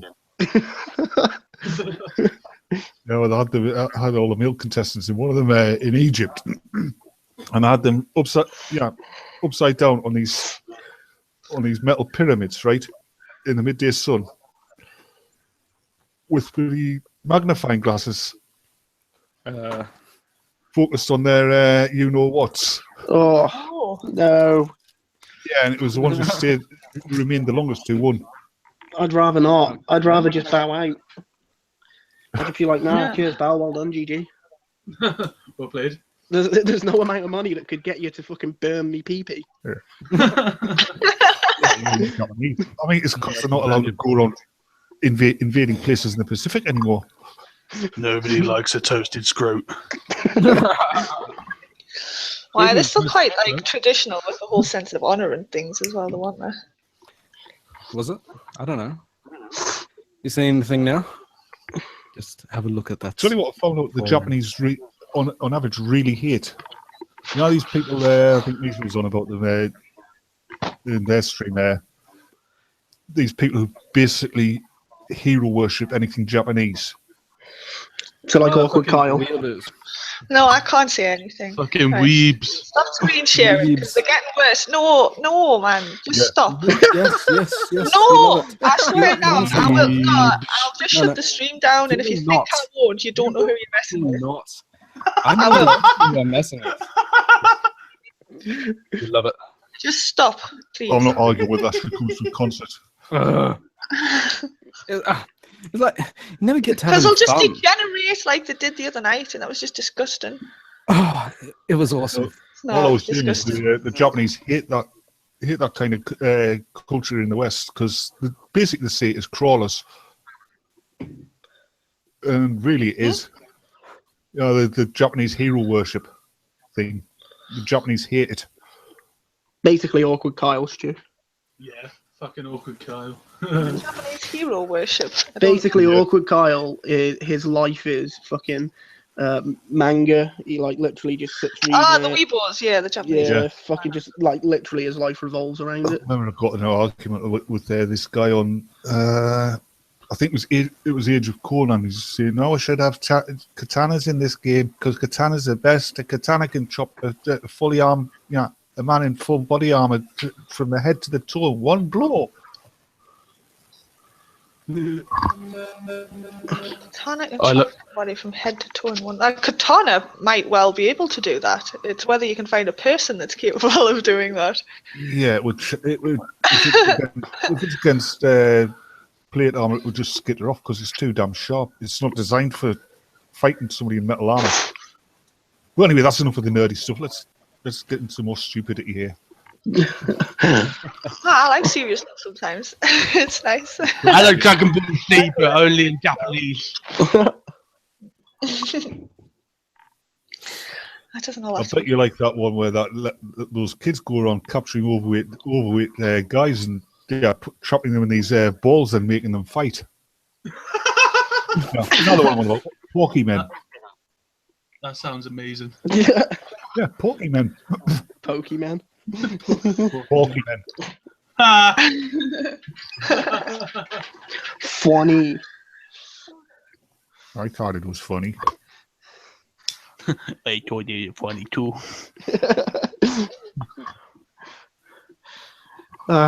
So Have you seen? The Japanese game show where two straight guys get blown by game and the first to blow loses. Do you remember That's a thing. Apparently so. See, Well, Or an AR all of them. where they All got all of them these are a thing. suitors competing for the hand of this beautiful woman who they didn't know was really a man. Didn't that happen on I like think it was on one of them Sky. American fucking TV shows where they give the rose to the winner? Yeah. Yeah, and then at the end she was like, "I just need to tell you something. I was born a man," and he Yeah, was like and the fucking guy furious. Went off. I don't blame him. I mean, yeah, if they got together naturally and he found out, oh, he was a guy, used to be a guy and stuff, that's fair enough. But to basically humiliate all these guys on national TV, international TV, it was basically wrong. if that was me, I would have been like, and lube up. Fucking duck. Quick fucking duck. I would have said it's fair enough. I was just gonna whisk you off, marry you, then murder you for the insurance money. We're gonna take a train all the way to Browntown, baby. To be fair, it should have been a disclosure at the beginning. Yeah. And then, like, just for dramatic effect, they say to him, like, look, at the end, she's going to reveal it. She's gonna whip it out and slap it on the table. She's going to put it on the dog's head. It's like those, do you remember those humiliation shows that were popular in the 90s? I remember Like Simon Moore seeing did a one, dating where- one. And basically it was a guy. No, it was a girl. And basically they were like, she had to like, she was blindfolded. And she had to like, what they did, they got two strangers, two guys she fancied and two of her exes. And she had to like feel different parts of their body and vote them off by what she felt. And it started with like pecs, went down to like their dicks and stuff.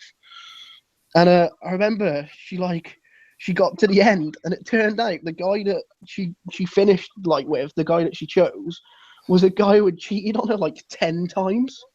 And it's just like, she's gone on this game show to find a new love interest, and you've thrown out a guy that's cheated on her 10 times. How bad must that be? Yeah. I remember this one there. How long was she with this person that cheated on her 10 times for her not to recognise that that's who it was? 2 weeks. Okay. I suppose in 2 weeks you might not, I guess, recognise them from the body, but 1 a day, 2 days rest. They're the Sundays, man. They're the Sundays. That'd still be 12, but yeah, whatever. Fuck you. There's 4 Sundays. In 2 weeks. Hey, kids in the house. If you want to have sex, you're going to have to leave. And if you want to be good, you're going to have to leave too.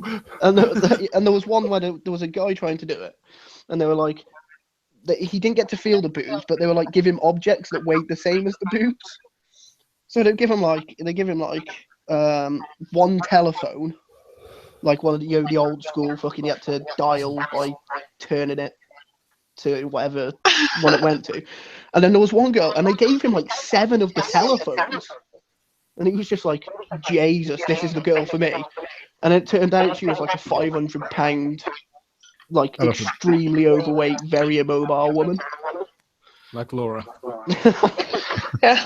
That was a horrible thing to see. Yes, We've seen the pictures. I'm used to so it. proud. We've seen the pictures, Laura. There's no hiding it. Didn't say it wasn't true. Just said it was a horrible thing to say. Stop white knighting. Laura can battle her own battles. Yeah, she'll try and get musical chairs. She can wrestle my pain if she likes. No, you've already broke the chair. It was a Simon Neo program, but basically people got their friends on, and they'd be sitting there in the audience, and they get surprised and put up on stage, and the most embarrassing stories from their lives would be trotted out in front of national TV. Personally, if I would have been on that program and they did that to me, I would have punched Simon Neo, then I would have gone into the audience and I would have killed the bloody friend who did that to me. Well, surely, if they said, do you want to come on this game show, you'd just be like, nah. I wouldn't even want to be in the audience for it. The risk of it could be me. Yeah, I think did the entire run of the entire series before it was actually aired. Yeah, smart. It's the only way it would work. It's like, have you seen like Impractical Jokers? Like, yes. Surely everyone knows who they are by now. What's worrying me is when I die, I'm going to get the white light, and travel up the white light, and there, standing there, is Noel Edmonds handing me a gotcha. No Evans or Jimmy Savile. That's fucking burning in hell. In some classic fucking British things to do, Rolf Harris is being released from prison soon. And he's still denying everything, isn't he? Yeah, but he's got to move because they've opened a school 500 yards from his home, and he's not allowed to be within it. And it's sort of like... Two things about the Rolf Harris case that get me. He's still denying it, and it's only that one girl's say-so, isn't it? That's all based on, and it's all hearsay. There's no actual evidence. He was recently let off on 3 other charges that had been laid against him. What about that lad who played Kevin Webster in Coronation Street? I mean, he got dragged up about 3 or 4 times for the same thing and got found not guilty 3 or 4 times. Yeah, he had to leave the program, didn't he, for a while because of it. Yes. Bill Roach did as well, and he was found not guilty, and they offered him his job back, and he told him to fuck off. And quite rightly too. Yeah. Ken Barlow. I don't watch it, so I don't have a fucking clue what's going on. I think he's back in it again now. Oui. Yeah, not too long ago. I don't watch live television, so I have no idea. I watch TV shows and that's it. I very rarely. There's a few that I watch, but I don't tend to. I think most of the TV I watch is actually on the internet. Mm-hmm. Same. I pretty much live on YouTube. If you're not watching, Yeah, I watch YouTube and if Netflix. you're not watching, programs that are considered live broadcasts, that means even a recorded program that's been broadcast on TV. If you're watching everything on a catch-up channel on the internet, as long as it's not BBC iPlayer, you don't have to pay a TV license. Yeah. Yeah, it's unfortunate though, because I do watch BBC iPlayer sometimes, so I've got one anyway. Yeah. I don't, but then After the And last then at time the end was- of the day, it's not actually that. I it's like not watching live football, so I have to have a TV license. as opposed to the American game of hand egg. I only watch Doctor Who and Sherlock Holmes. That's it on BBC. That's the I want to only get into Sherlock Holmes because it Oh, looks I good. bet you Not watching Doctor Who ever again. After Capaldi's run, it was just shite, and complete SJW feminist crap. It ended up being the adventures of Clara and her assistant, the Doctor. That ginger one in it was fit though. I enjoyed it. Which ginger one? The Oh, one- yeah, The first one. Amy Pond. That's Yeah. the one. She was the second one. The first one was really Chipmunk Cheeks, Billy Piper. Billy Piper's hot too. Yeah. I loved Yeah. that. Didn't she do that program when she was a classy prostitute? Call girl. Yeah. Mate, the She amount was of times also playing in Penny Dreadful. Oh, she was good in Penny Dreadful. Really good. Yeah. That was a good series, that actually, to be honest with you. It ended a bit hurried, but I think my favourite character was Frankenstein's monster. yeah. I like how people God. confuse Frankenstein for Frankenstein's monster. Well, they both looked alike. It's like confusing Stu for Baz. Exactly. Yeah. Yo, old man. Stu's quite clearly a fucking really fat lesbian, and I'm a bearded brute. Me hungry. Alright. Bring anus to me. Lemon entry. Well, look, my my lovely blokes and blokette. I'd better get something into my stomach since I've been eating all day, and it's now. I bet he's got some pork sausages in that fridge of his. Are you throwing some shrimps on the barbie? To be fair, we've been going for like over 3 hours now anyway, so Yeah. I just So, call it a night there. Yeah, it's been fun. I could probably get through It these, has. to be honest. Very little bit of chat, but it's been fun for us. I enjoyed it. Fuck the so. chat. I think we've ruined some lives in the chat there. I hope so. I certainly hope so. Now we're just confused for access Doctor Who. It's a British TV series. If you read that aggressive. He's not had a good night tonight, has he? Doctor Who. Oh, he stuck around for 3 hours. Credit where it's due.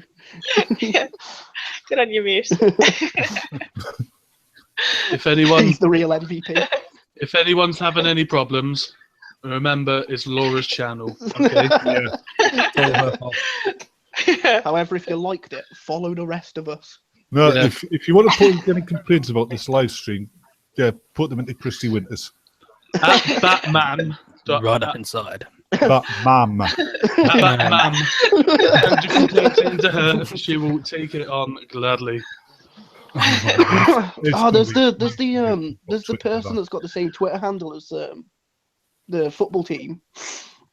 I can't remember what it was. What, Accrington Stanley? No. It's like it might not be a football. No, it was a footballer. They had the same name as a goalkeeper, and their Twitter handle was at the goalkeeper's name, and then the goalkeeper was at Real, and then his name. I can't remember who it was.